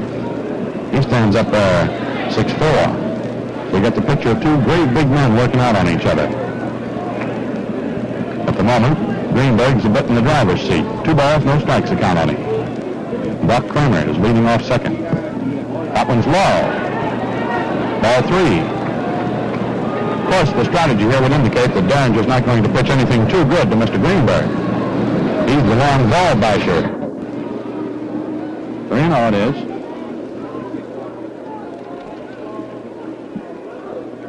pitch is good, taken by Greenberg, of course. 3-1. Now let's see what happens here. Doc Kramer hit the 3-1 pitch, on Derringer. Slammed the cripple to right field. See what Greenberg does about the 3-1 pitch. Here it is. Greenberg took it, and it was high for ball 4, and he's on. Runners now at first and second with 2 out here in the top of the 5th inning, and the batter up is Cullenbine. We'll see Cullenbine on the other side of the plate now. An odd thing happened there when Cullenbine was up in the 4th inning. He's been batting right-handed today against Prim, who pitches left-handed. Now he'll bat left-handed against the right-handed pitching of Derringer. Cullenbine hadn't hit up until the 4th inning in the whole series. He got a double batting right-handed. He won't on that one. That's a fast ball strike. Curveball just below the waist to Roy Cullenbine. The dope on Cullenbine is he hits better left-handed than he does right-handed, but he's gotten his only hit of the series right-handed. That's high. High and outside, ball 1. 1 ball, 1 strike. Towering Hank Greenberg, walking off of first. Doc Kramer, backing off of second. Pitch to Cullenbine is swung on. It's hit down to Cavarati. He fields it flawlessly. A hard ball to handle. Steps on first, and Cullenbine is out. So in the top of the 5th inning, no runs for Detroit. 1 hit, 2 base runners left on, and 1 Chicago Cub error, the first Cub error of the series, incidentally. Now, as we head for the last half of the 5th inning, the score is Detroit 4, Chicago nothing. Major League Baseball will look a lot different next year, for many a famous player is coming back to join his team. Yes, and the famous easy-shaving Gillette Tech razor is coming back, too. Right now, you'll find it on many a counter all over the country, and week by week, more and more dealers will have it. So, men, keep your eyes open for your post-war Gillette Tech with all-metal gold-plated head, complete with 5 super keen Gillette Blue Blades at the pre-war bargain price of only 49 cents. Remember, fans, the Gillette Tech and the Gillette Blue Blade are made for each other. They fit exactly, work together beautifully, and you get smooth, comfortable, good-looking shaves. When his shipment arrives, ask your dealer for the famous Gillette Tech razor plus 5 easy-shaving Gillette Blue Blades, 49 cents. Now, the last half of the 5th inning, here's my colleague, smiling Big Al Helfer, all ready to go on a thrilling ball game. Come in, Al. Well, Bill, you're absolutely right. Good afternoon, everyone. This is a thrilling ball game. Right now, the Detroit Tigers are leading in this game, 4-0. And in the last half of the 5th inning, the first man up is Mickey Livingston, the catcher. A right-hand hitter, and out on the mound, Dizzy Trout makes his first pitch for Detroit. It's a fast curve that's under the knees for ball 1. Big Diz over his head again, fires another fastball that is wrapped foul back of first base. That was a line drive that was really spiked, but fell foul about 15 feet. So the count now on the first Cub up in the last half of the 5th inning is 1-1. Livingston came up in the 3rd, if you recall, and smashed a single into left center field. He has 1/3 of the hits off Trout. Time is being called now, just a minute, by Bill Summers, the umpire behind first base. Someone down in the Tiger dugout is getting some sunglasses for center fielder Doc Kramer. The sun has come out brilliantly here at Wrigley Field in Chicago, and time is still called while the sunglasses are being passed out. We neglected to tell you the start of the ball game about the distances here at Wrigley Field because we were very much engrossed in telling you how beautiful the park was here, but we'll give you those distances in a minute. Now Trout pitches to the plate, and Livingston swings on a high curve and fouls it back into the second tier. 1 ball, 2 strikes. That's the count on Livingston. We're in the last half of the 5th inning with the Detroit Tigers leading 4-0. Trout over his head, the big right-hander throws. There's a ball laced very solidly out into center field. Doc Kramer goes over to his left, gets under it now, and makes a one-hand catch. That's all for Livingston, a fly ball to deep center field. The distances here at Wrigley Field, right down the right field line to the pole, is 353 feet. Right center field, 368 feet to the wall. In straightaway center field, 400 feet. In left center, 368. And down the left field line, right at the foul line, 355 feet. So this is a pretty good-sized ballpark. The batter now is Roy Hughes. He takes a high curve from Dizzy Trout for ball 1. Hughes came up back in the 3rd inning, and in an attempted sacrifice, he forced out Livingston going into second base. He's a right-hand hitter. Trout pitches him, And there's a high curve off the point of the shoulder that drives the hitter back from the plate. So the count is ball 2. 2 balls, no strikes. Derringer is scheduled to hit next for the Cubs. Trout delivers again, and again Hughes leans back from a curve on the inside. It's just above the letters for ball 3. 3 balls, no strikes on the Chicago shortstop. We're in the last half of the 5th inning. 1 away, nobody on. Trout throws and gets a strike in. The automatic number registered. Big Diz visits the rosin bag now. Looks down at Hughes, delivers him. There's another one in and over for called strike 2. So apparently Jolly Charlie, running the ball club from third base, has ordered Hughes to take 2 to see what Trout was going to do. Now with the 3-2 delivery coming down, it is under the knees low for ball 4. And Hughes becomes a base runner here in the last half of the 5th inning. Now that, incidentally, is the first base on balls given up by Trout. And it's not going to be Paul Derringer to bat. We're going to have a pinch hitter for him. And the man coming up now is Frank Secory. S-E-C-O-R-Y. Frank Secory hitting here in the last half of the 5th inning. That means Derringer's all through. After having come in the 4th inning, pitched 2/3 of it, and pitched the top of the 5th inning. So Derringer pitched 1 2/3 innings here at Wrigley Field this afternoon. Hy Vandenberg's working in the bullpen, and he'll probably come in to pitch for the Cubs. Now right-handed hitting Frank Secory, tall and broad-shouldered, stands at the plate, and Trout pitches him. A fast curve. It zips over the outside corner for called strike 1. Hughes leads off first. Secory swings on the next pitch and fouls it off the end of his bat down to the right of the plate. So very quickly now, the count on Frank Secory. Pinch hitting for Paul Derringer here in the last of the 5th inning. No balls, 2 strikes. There's 1 out for Chicago in the last of the 5th, and Hughes, who was walked, is at first base. See that Tommy Bridges is once again warming up in the Detroit bullpen. He's a game little rooster, that Bridges. He's got all the style of any baseball player. Big Dizzy Trout on the mound now is ready to pitch 0-2 to Frank Secory. Takes his sign from Paul Richards. Hughes leads off first. Here comes the 0-2 pitch. He swings on a low curve and misses now for strike 3. So Secory is out of there, and that is the second Cub out in the last half of the 5th inning. Hughes remains at first base. That brings up Stan Hack. Hack came up in the 1st inning, came up in the 3rd. Twice he was thrown out by members of the infield.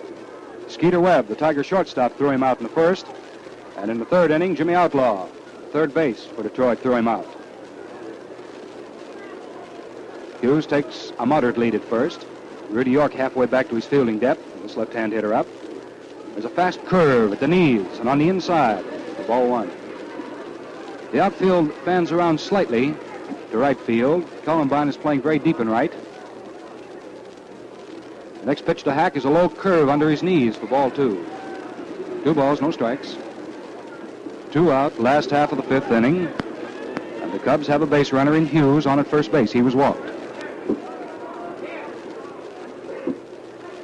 Trout stretches again, delivers the plate, and again it's low. Stanley Hack now has the count of 3 balls, no strikes. Stan, with that perpetual grin on his face, turns around and says a few words to Jocko Conlon as time had been called by catcher Richards of Detroit. He walked out all the way to the mound, have a few words with Dizzy Trout. Now here comes Richards stomping back behind the plate very slowly. Hack has the count of 3 balls, no strikes. And the left-handed hitter standing very deep at the plate. Trout stretches, comes down with his next pitch, and it's in there for a strike. Just reared back and laid it in. 3-1 is the count on Stan Hack. Trout pitches a fastball. It's swung on and foul-tipped. That's strike 2. Now we've got a full count on the Chicago third baseman, Stanley Hack. 3 balls, 2 strikes, 2 outs, 1 on. Hughes at first. Down comes the pitch. Hack swings on it. There's a bounding ball to first. Rudy York comes up with it. The race is on, and York wins. That's all for Stanley Hack, rounding out the first baseman Rudy York unassisted. So in the 5th inning for Chicago, no runs, no hits. 1 man, Hughes, was left on at first, and there were no errors. So at the end of 5 full innings of play, it's a 4-0 ball game in favor of the Detroit Tigers over the homestanding Chicago Cubs. And here's how it lines up. The box totals at the end of 5 innings. Detroit 4 runs on a total of 5 hits, no errors. For Chicago, no runs on 3 hits, and they've committed 1 error. We're going into the top of the 6th inning here at Wrigley Field. The first man up for the visiting Detroit Tigers is going to be Rudy York, who made the putout on Stanley Hack, the last batter for Chicago. York came up in the 2nd inning and hit a ball down to the right side, and Don Johnson, the second baseman, threw him out. Rudy then in that big 4th inning that saw the Detroit Tigers pushing across 4 runs and chasing Prim away from the mound. York came up then and was walked. He'll be followed by Outlaw and then by Richards, or the number 6, the number 7, and number 8 hitters. Attention, please. Now High Vandenberg is taking the mound for Chicago. Now pitching. High Vandenberg. High Vandenberg's taking the mound for Chicago here in the 6th inning. He's the 3rd of the Chicago pitchers. Prim started and pitched 3 1/3 innings. He was lifted in the 4th. And Derringer came on and pitched 1 2/3 innings. So now High Vandenberg is out there for the Chicago Cubs. Harold Vandenberg is 6'3 1/2, weighs 211, comes from Abilene, Kansas. He now makes his home in Minneapolis, Minnesota. He's a pretty good-sized guy, and he comes down with the first pitch to Rudy York, and Rudy swings on it, and there's a high drive into deep left field. Peanuts Lowry shades his eyes from the sun. He's under it now and takes it for the out. That's all for York. Swinging on the first pitched ball and sending a high fly into left field. So Vandenberg gets off to a pretty good start. Vandenberg this year with the Chicago Cubs won 7 ball games and lost 3, a percentage of .700. Of course, this isn't his ball game as it stands right now, nor can it be unless his ball game is tied up. He's on the mound at the time it happens. Here in the 6th inning is Jimmy Outlaw coming up for his 3rd official at-bat, and he's gone 0 for 2. The right-hand hitter chokes up well on the handle. Takes the first pitch, and Vandenberg has it nicely in for a called strike, just under the letters on the inside corner. No balls, 1 strike. That's the count on Jimmy Outlaw. Vandenberg kicks, throws a curve, and it's just above the lettering of the shirt. That levels the count off at 1-1. So that's the second out at the top of the 6th inning. Now here's Paul Richards. Got himself a single back in the 4th inning to bat in 1 of the Detroit runs. The right-hand hitter takes the first pitch, and Vandenberg slides it right through there for a strike. No balls, 1 strike is the count on Paul Richards. Vandenberg is ready. Delivers to the plate. There's a ball spiked right into the glove of Hughes at shortstop. Richards hits a line drive to the shortstop for the 3rd out in the top of the 6th inning. And there's nothing across. No runs, no hits, no errors, and nobody left. The score at the end of 5 1/2 innings of play is Detroit 4 and Chicago nothing. Well, you know that slugging averages are the measure of power hitting. The player who gets a single in 4 times at bat is hitting .250. But if he gets a homer, he's slugging 1,000. 4 bases in 4 times at bat. That's the slugging average of Gillette Leather Shaving Cream, too, because it produces up to 4 times as much leather as most other brands. Money-wise, that's the difference between 25 cents and $1, and it's worth talking about. Gillette Leather is a superb beard softener. It holds a load of water as a sponge does, and releases it freely, soaking every bristle. Fans, you owe yourself the extra shaving comfort and economy this superior cream gives. So ask your dealer for Gillette Lather Shaving Cream at a quarter. Until recently, our entire production went to the armed forces, but now, week by week, more dealers are getting more Gillette Shaving Cream. Now, we just have a moment's time here before the last half of the 6th inning to pause 10 seconds for station identification. This is the Mutual Broadcasting System. This is WGN Chicago, serving the Middle West. Right back at Wrigley Field in Chicago. In the last half of the 6th inning, the first man up is Don Johnson, the second baseman. He's 1 hit and 2 tries, and he takes the first pitch. High for ball 1 as Trout comes down with a fast curve. Johnson hits right-handed and stands deep at the plate. Swings on this next pitch, and there's a high foul ball back into the screen. So the count is 1-1 on Don Johnson. Johnson powdered his single back in the 4th inning, and he hit it to center field. He's after the next pitch, and there's a solid drop out into right field. It drops in for a base hit. Bounces up against the wall. Johnson is coming into second base. He's going to try for third. Here comes the throw by Cullenvine, and it's a triple standing up for Johnson.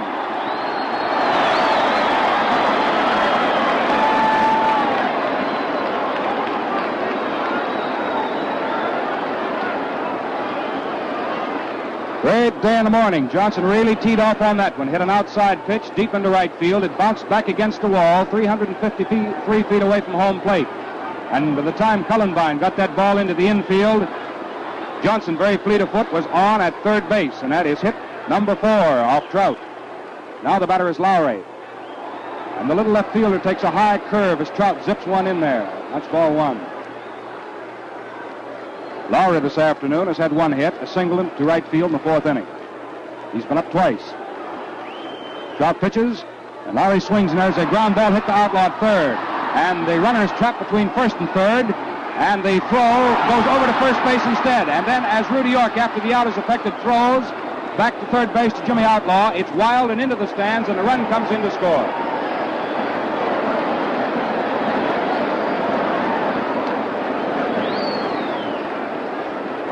Well, we'll go over that play again for you.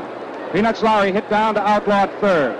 Despite the fact that the runner, Johnson, was caught off at third, Outlaw elected to throw that ball to first base. He did so to Rudy York for the out.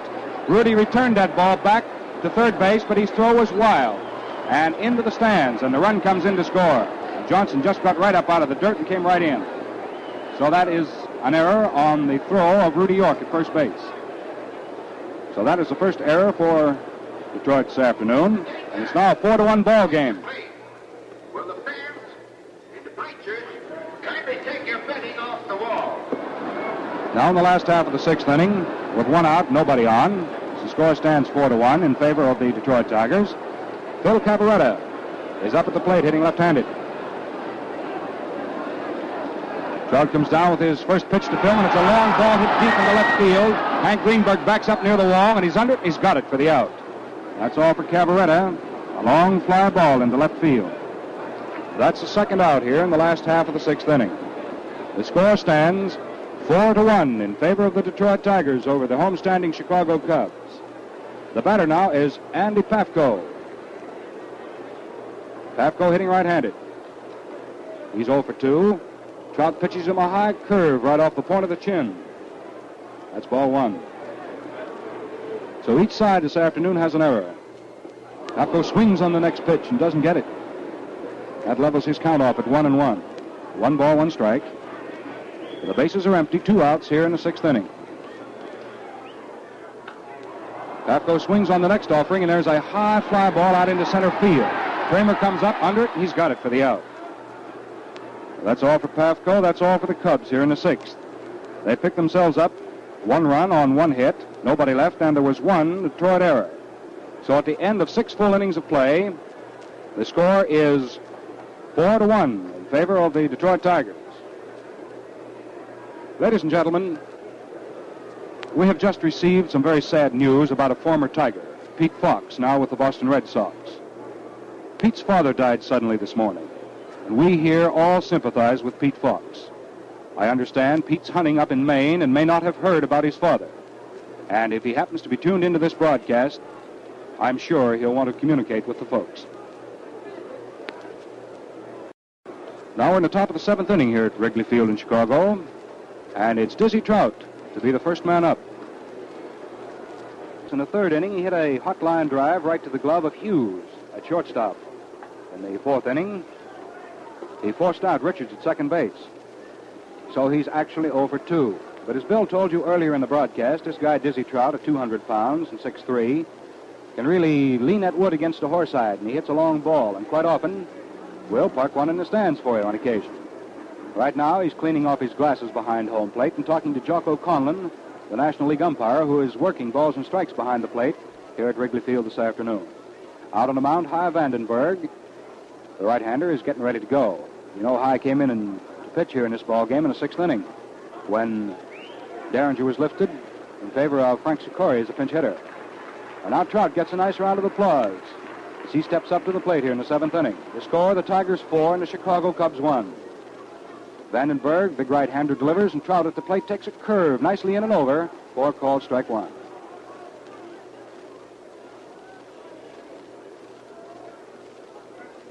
Vandenberg works again. Trout ignores it, and the curve is high. Now the count is 1-1. 1 ball, 1 strike. This is the top of the 7th inning.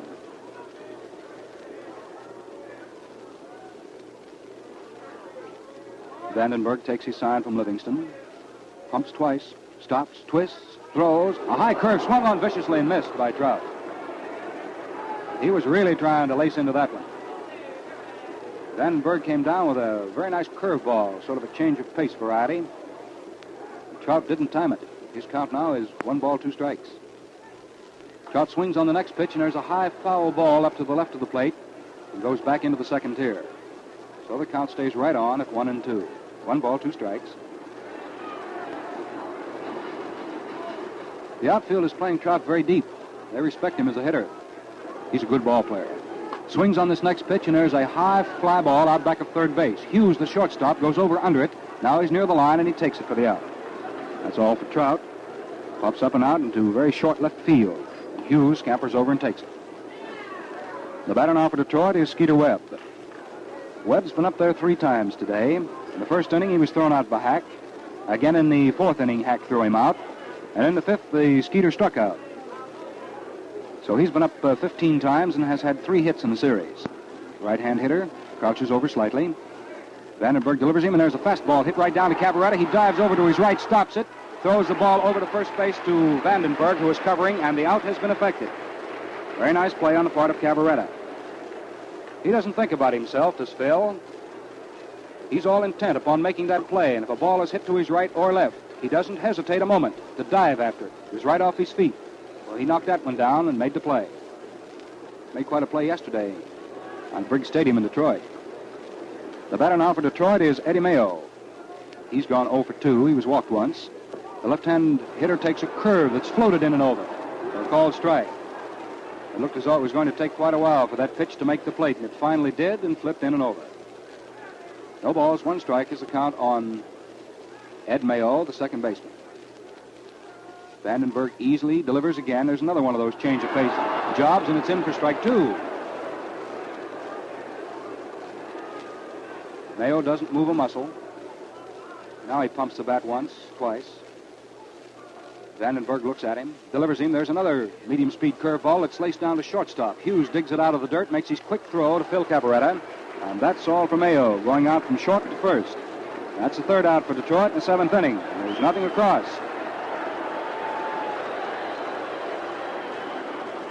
Well, one of the greatest southpaws of all time, King Carl Hubble, first pitcher to perfect the screwball and use it effectively, is here beside me in the broadcasting booth. Carl now heads the Giants' far-flung farm system, which he hopes will develop stars for future World Series. Come on in here, Carl, and tell the folks what you said to me just last night down at the hotel.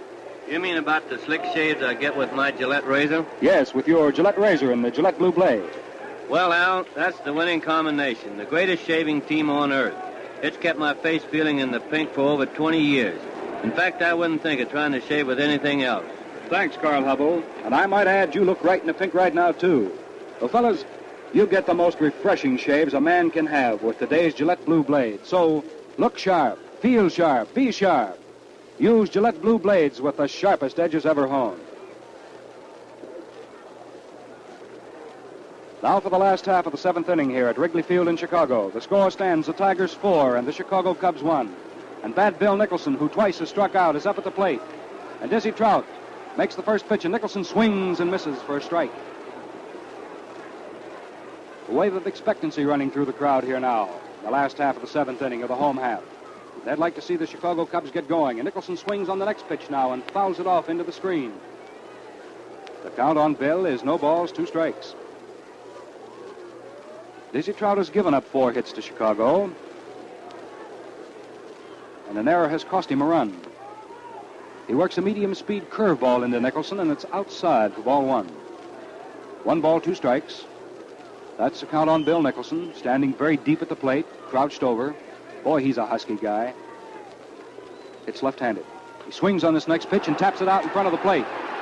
Trout comes down, fields it, throws to York. Just by a spike, it's in time for the out. Nicholson almost had that one beaten out. He hit it right off the end of his bat, down to the mound, and Trout had to hurriedly field that one.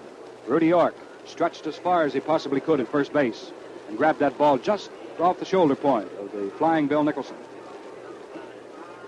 So that's 1 out in the last half of inning number 7.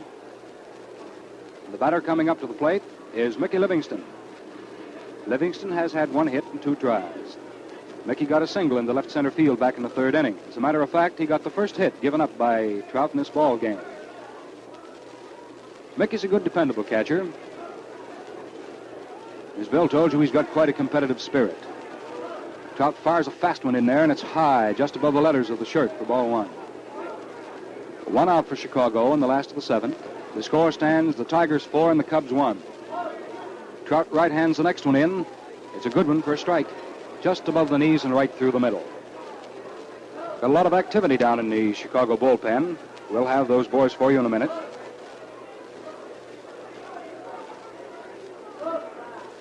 Trout takes his sign now from Paul Richards. Livingston, right-hand hitter, sort of crowds up on the plate. Swings on this next pitch, and there's a fly ball going out into right center field. Kramer comes over very nicely for it, makes a nice running catch. He was backed up by Cullenbine, just in case Kramer might have missed it. But old Duck can really go get him, and he grabbed it.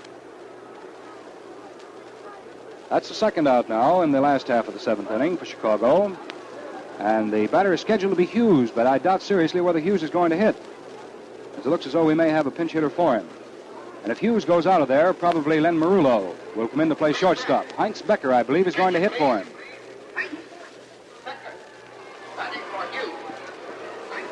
Well, our announcement has just been verified by the public address announcer that Becker is going to hit for Hughes here in the 7th inning. Heinz Becker, big 6-foot fella, hits left-handed. Takes the first pitch. Trout pours it right through there for a strike. This Heinz Becker was born in Berlin, Germany. Now makes his home down in Texas. He's a nice fellow to talk to. Swings on the next pitch and doesn't get it. So very quickly on this pinch hitter, Heinz Becker, the count is no balls and 2 strikes. He's hitting for Hughes. Len Marullo is down there warming up. He'll probably come in to play shortstop in the last half, or in the first half of the 8th inning. Now Trout is ready. Delivers to this pinch hitter. Becker swings on it and fouls it right back into the stands, right below us here. And that was a hard hit ball. Somebody reached up and grabbed it. Oh, in a gray overcoat. Puts it in his pocket. He's going to be ready. Take that home. Down comes the next pitch to Becker, and he swings on it. And there's a clean base hit wrapped through the hole between short and third and out into left field. So the pinch hitter, sent up by Charlie Grimm, Heinz Becker, singles in the left. And Marullo is going to get down and run for him. Len Marullo will run for Heinz Becker.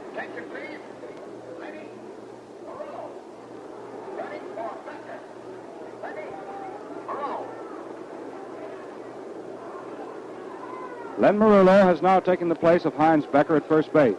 Becker is troubled with bad ankles. At the plate is Paul Gillespie to hit for Hy Vandenberg.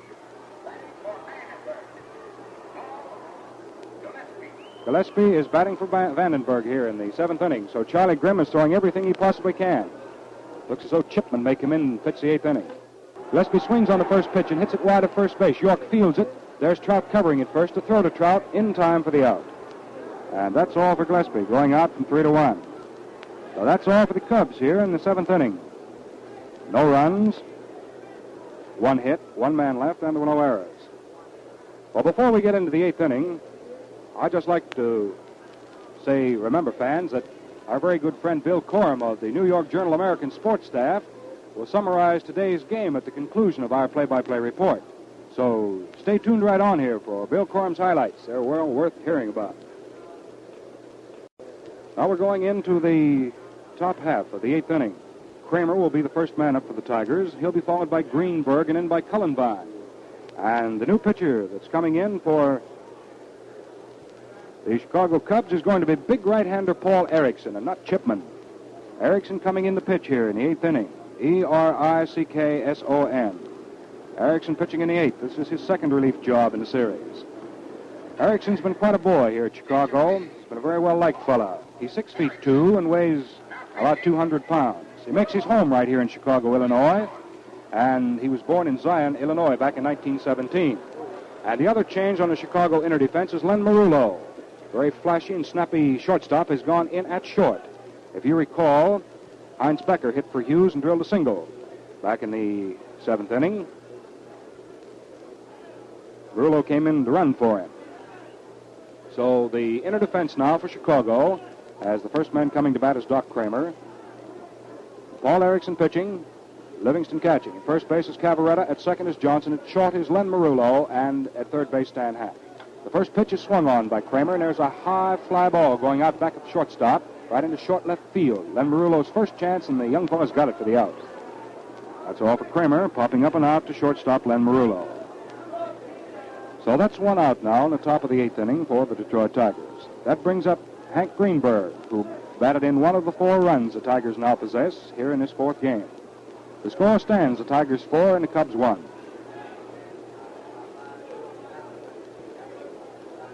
Greenberg stands in, just off the plate, hits right-handed. He's a towering fellow with a lot of power.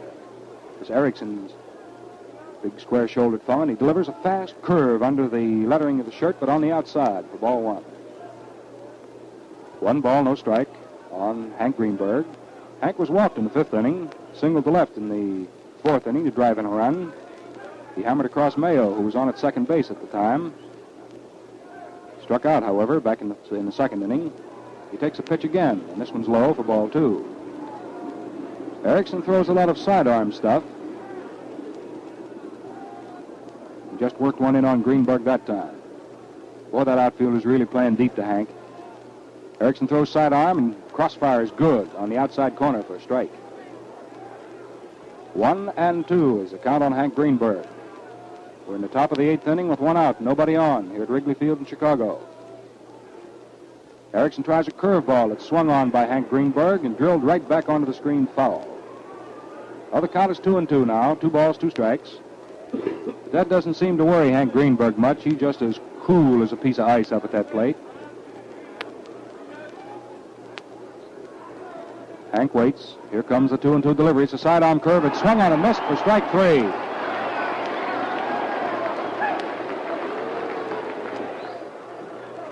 That's the first strikeout for Erickson. That's strikeout number 3 against the Tigers this afternoon.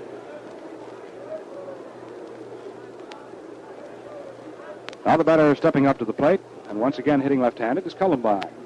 Cullenbine's a switch hitter. Got himself a double. Back in the 4th inning is a right-handed hitter. Erickson delivers him. Cullenbine takes a curve. It slides off outside for ball 1. Cullenbine in the 5th inning is taken care of, unassisted by Phil Cavaretta, the first baseman. Cullenbine has 1 hit, 3 at-bats. The only hit he's had in the series. Erickson tries a high curve. It stays outside for ball 2. 2 balls, no strikes. Top of the 8th inning, 2 outs, no base runners. The score, Tigers 4 and the Cubs 1. Cubs lead in this series, 2-1. They've won 2 games. The Tigers have won 1, but they're bidding right now to make an even Steven. Erickson's pitch is a curveball that is low under the knees of Cullenbine. Very quickly, Roy has the count of 3 balls, no strikes. Cullenbine draws a good many base on balls because he's a pretty good guardian of the plate. He's got a sharp eye, as the boys say. 3-0 is the count on Cullenbine. 2 outs, nobody on in the 8th. Erickson tries a curveball. It's outside for ball 4. Well, Cullenbine draws his first walk this afternoon. And that's the first base on balls given up by Erickson. That's the 4th. Handed to the visiting Detroit Tigers this afternoon. The batter now is old Kickapoo Rudy York, the old Cherokee Indian. He's a big fella. Ever shake hands with that fella? Boy, he really squeezes it. He's 0 for 2 for the afternoon. He walked in the 4th inning, and he takes the first pitch, and it's a nice curve above his knees and on the inside slice for called strike. The outfield fans around the left and backs up very deep to York. He hits an awful long ball. Erickson quickly throws over to first, and Cullenbine is pretty hard-pressed to get in ahead of that throw.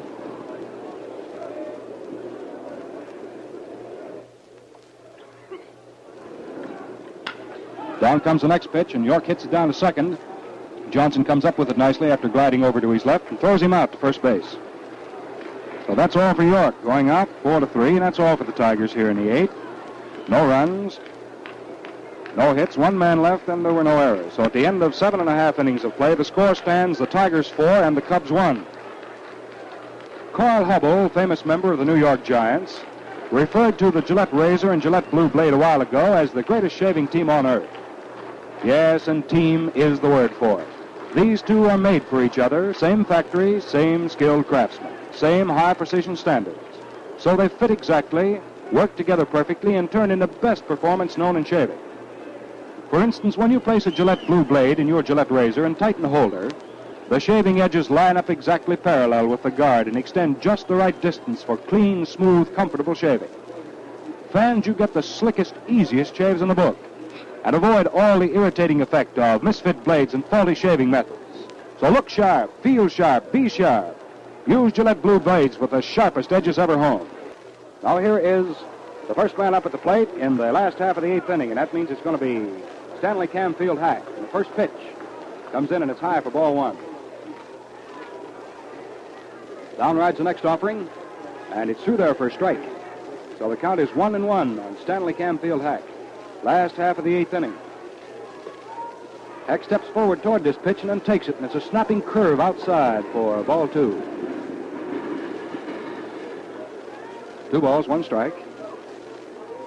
Hack starting the 4th batting around for the Cubs, and he himself has not hit yet today.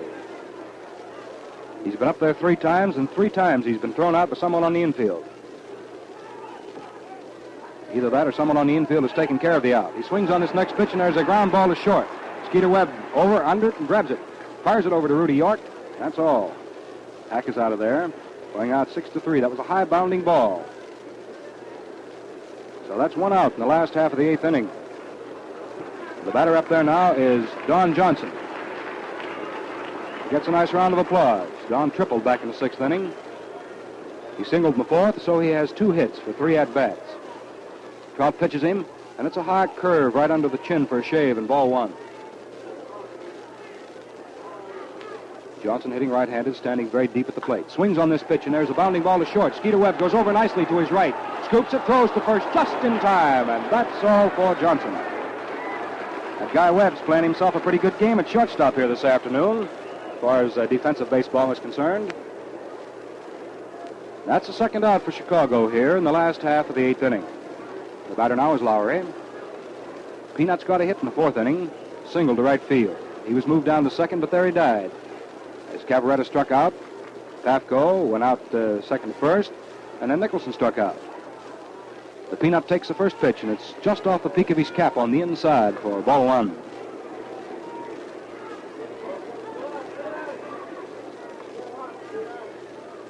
Trout monkeying around on the mound, kicks a little dirt, now pumps, throws, another fastball. It's an attempted bunt at the plate. It falls down to the right of the plate foul. So the count is 1-1 on Peanuts Lowry. Jocko Conlon could be heard yelling foul clear up here in the radio booth. Lowry chokes up a little more on the bat now. Trout is ready to pitch 1-1. Down it comes. Lowry takes it under his knees low. Ball 2. 2 balls, 1 strike. 2 outs in the 8th inning, nobody on. And Lowry up at bat. The score is Detroit 4 and Chicago 1. Trout has really been whipping that ball down this afternoon like a streak of light. He's over his head now, twists, throws. There's another fast one. And it's in there for a strike. And that's strike 2. Lowry started to go for that. He pulled his bat up, however, but it was in there anyway.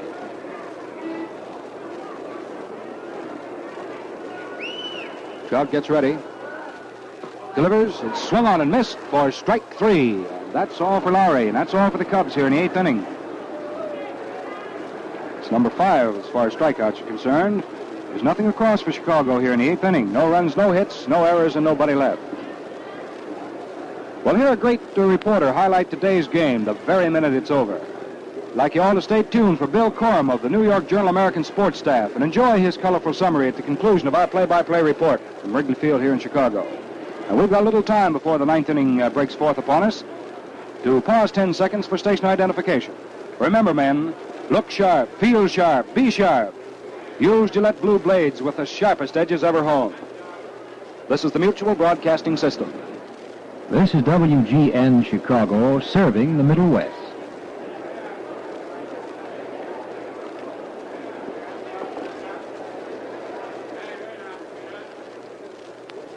Now for the top half of inning number 9.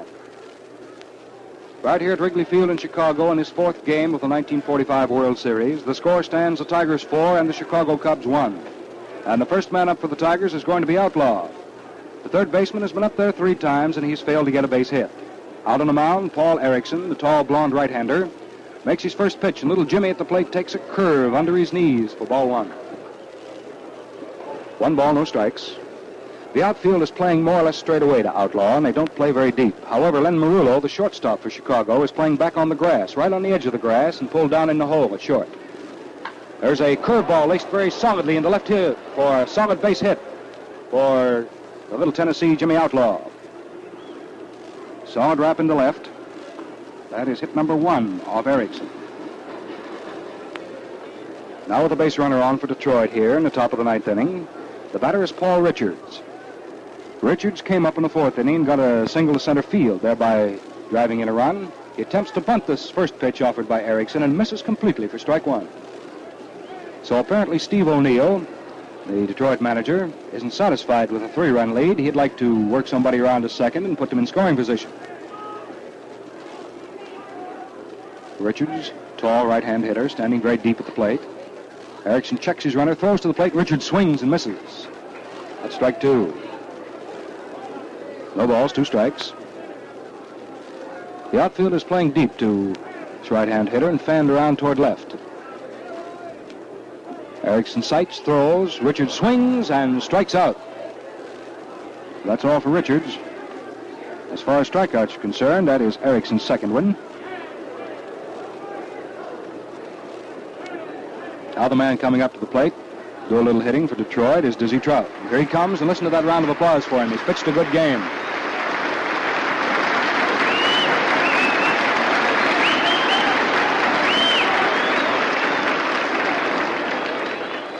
Yes, sir, old Diz has been a dandy here this afternoon. He's pitched a lot of baseball for Detroit. Right now he's kicking the mud out of his spikes with the meat end of the bat. The right-hand hitter digs in now. 1 out in the top of the 9th and a base runner at first. That's Jimmy Outlaw. Erickson delivers a sidearm curve that Trout swings on and beats down into the ground foul for a strike. No balls, 1 strike. We're in the top half of inning number 9 with the Tigers leading the Cubs 4-1.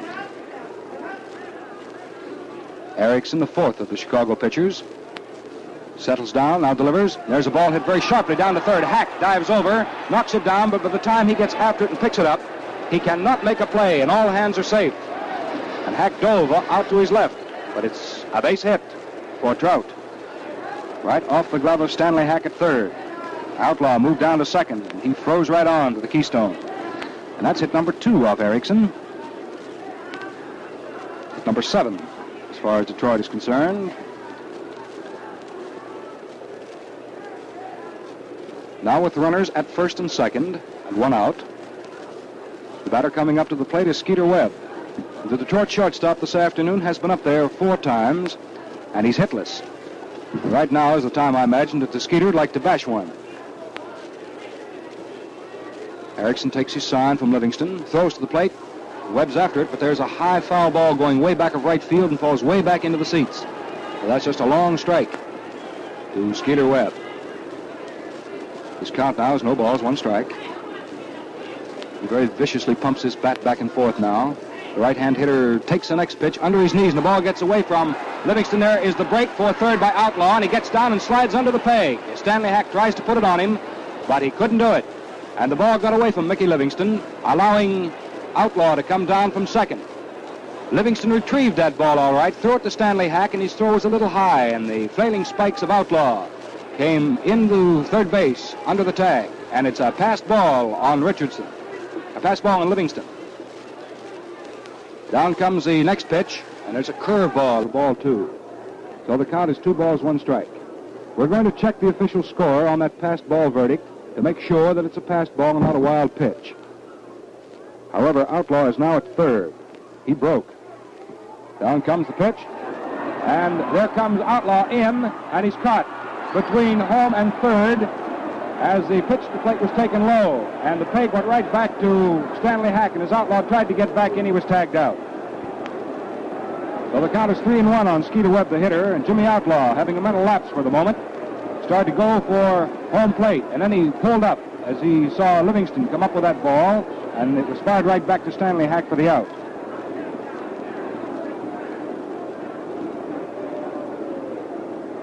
So that's the second Detroit out.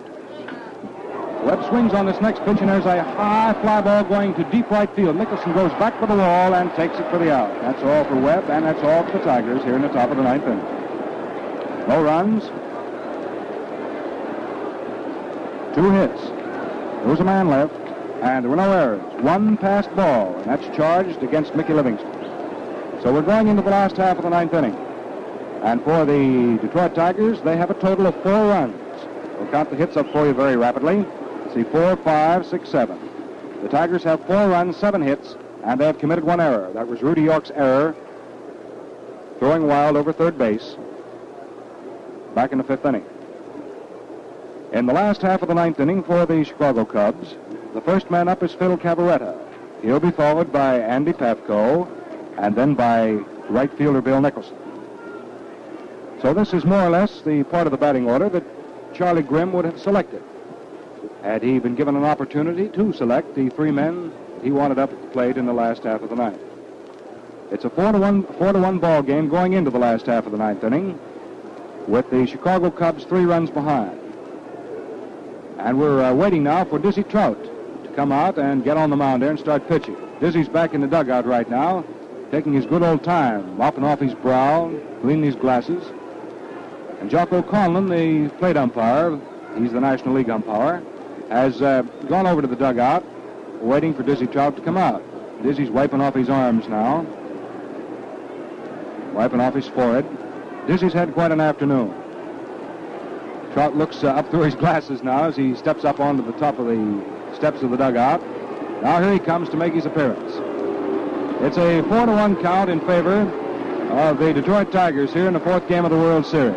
The Chicago Cubs, you know, have won 2, and the Tigers have won 1. So they're bidding this afternoon, or these Tigers, to even up the series at 2-all. Trout has just made his appearance on the mound right this minute. Of course, he'll be given an opportunity to throw a couple of warm-up pitches down to his battery mate, Paul Richards. And now, because of the fact that you'll be wanting to know what defensive measures the Tigers are taking, let's set them for you defensively. Out on the mound is Dizzy Trout. His battery mate behind the plate is Paul Richards. At first base is Rudy York. At second base is Eddie Mayo. At short is Skeeter Webb. At third base is Jimmy Outlaw. Out in left field is Hank Greenberg. Doc Kramer is in center field, and in right field is Roy Cullenvine. As we start the last of the 9th inning with Cavaretta up there, the score stands the Tigers 4 and the Cubs 1.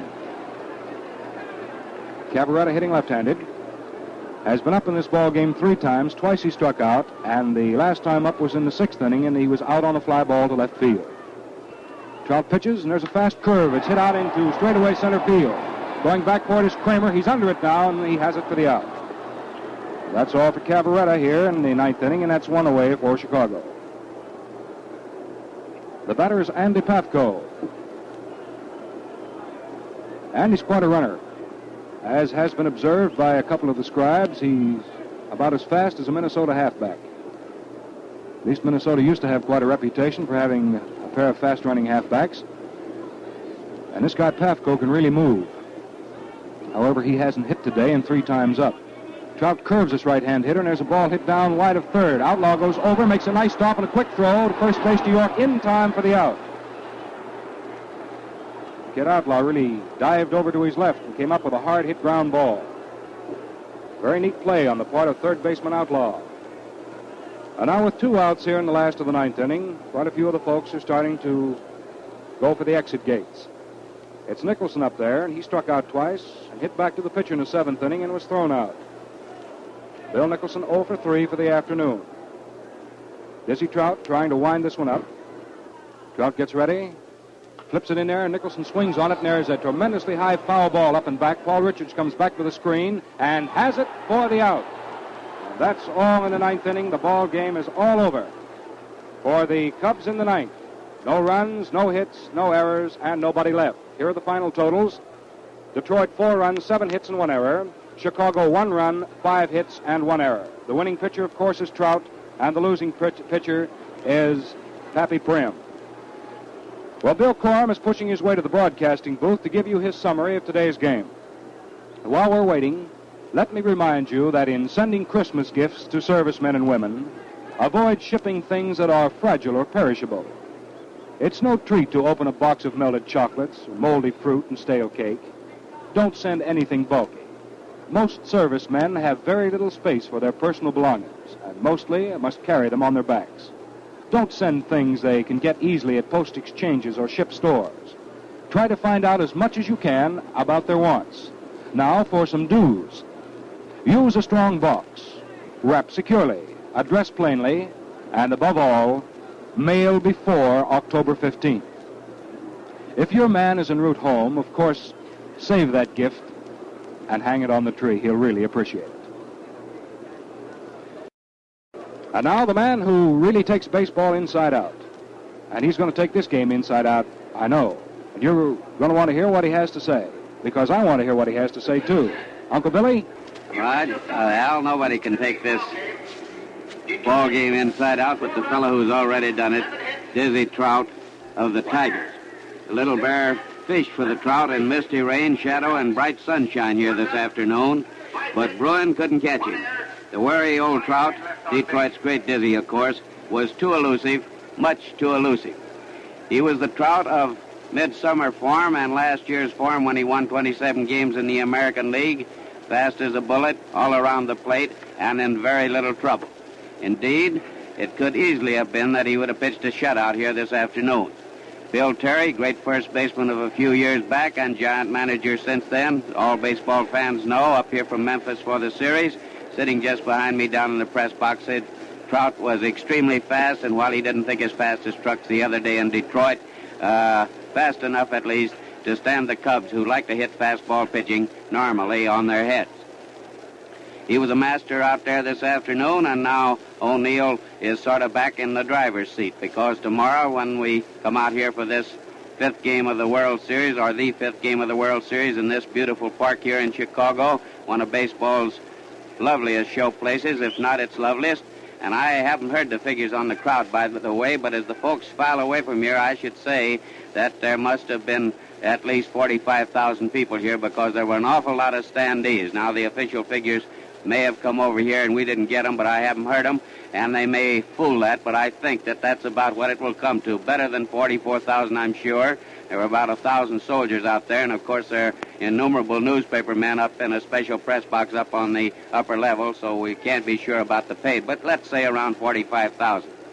Well, getting back to the pitching, Prim matched Trout right along through the first three innings, and the old grandpappy fellow from out there in sunny California looked as if he might be going to have a field day too, but the Tigers got to him, and they seemed to play this game 4 runs or no count, because they won 2 games in the series now, and each time they scored 4 runs in the inning, and it was Greenberg again who started them off, but they were roaring after Prim at that time and came right along and might easily have scored again in the last inning if the ball game hadn't been practically over and the base runner hadn't got a little careless down there on third base. It was a kind of a bad play, but it meant nothing, because it was pretty certain by that time that the Tigers had the game all wrapped up and in the bat bag. And when Steve O'Neill comes out here tomorrow and we come out tomorrow, he's going to be sitting pretty high up there in the honey seat, because he's got Newhouser and Trucks, and now Trout, who wasn't good at the end of the American League season, seemed to be very tired and faded out, having pitched this beautiful game here this afternoon. And the totals, in case you didn't get them when Al gave them to you, were 4 runs, 7 hits, 1 error, 6 left for the Tigers, 1 run, 5 hits, 1 error, and 5 left for the home boys. And that shows you what a nice game Trout pitched. He also got brilliant support this afternoon. Jimmy Outlaw at third base made a beautiful play there in the 9th inning. Skeeter Webb, too, all over the field. He's been a tower of strength to this ball club, and he happens to be, by the way, Steve O'Neill's son-in-law. He played beautifully in the field, and old Roger Kramer was all around out there with Phil Cavaretta. Nailed that one in the 9th inning, the last gasp of the Little Bears, and drove it almost to the center field wall. There was old Roger to snatch it out of the ivy, or whatever that is that's growing out there. I'm not very good on clinging vines or cullen vines or whatnot, but something is growing out there, and he was right up against it when he got that one. The whole Detroit team played well. Richards got his first hit of the series. Cullenbine switching over, a switch hitter, you know, getting over on the right side of the plate after Prim had been relieved. Put in the two-base hit down the third baseline. That was the smash that really carried that big 4-run rally for the Tigers, and it was his first hit of the series, and Richards then came through with his a little later on to score another run for his first hit. So they're hitting two, and the Cubs, in spite of their defeat, were meeting the ball solidly, and as I said, it took some flashy fielding to peg them back. They'll be out there hitting again with Hack and Gavaretta and all of them playing the good game that they've played. By the way, Nicholson turned in the first Cub error of the series in right field this afternoon. So this has been a good series from a fielding standpoint beyond any question. 2 errors for the Tigers in yesterday's game and 1 for the Cubs today, and that's all for the series. Well, broadcasting time tomorrow for the 5th game in this great series is 1:15 Eastern Standard Time, same as today. Plan to be with us, fans, and we'll have some more fun. Until then, smooth sailing, smooth shaving, and good afternoon from your host, the Gillette Safety Razor Company, Al Helfer, Bill Slater, and Uncle Bill Coral. Remember, look sharp, feel sharp, be sharp. Use Gillette Blue Blades with the sharpest edges ever honed. This is the Mutual Broadcasting System.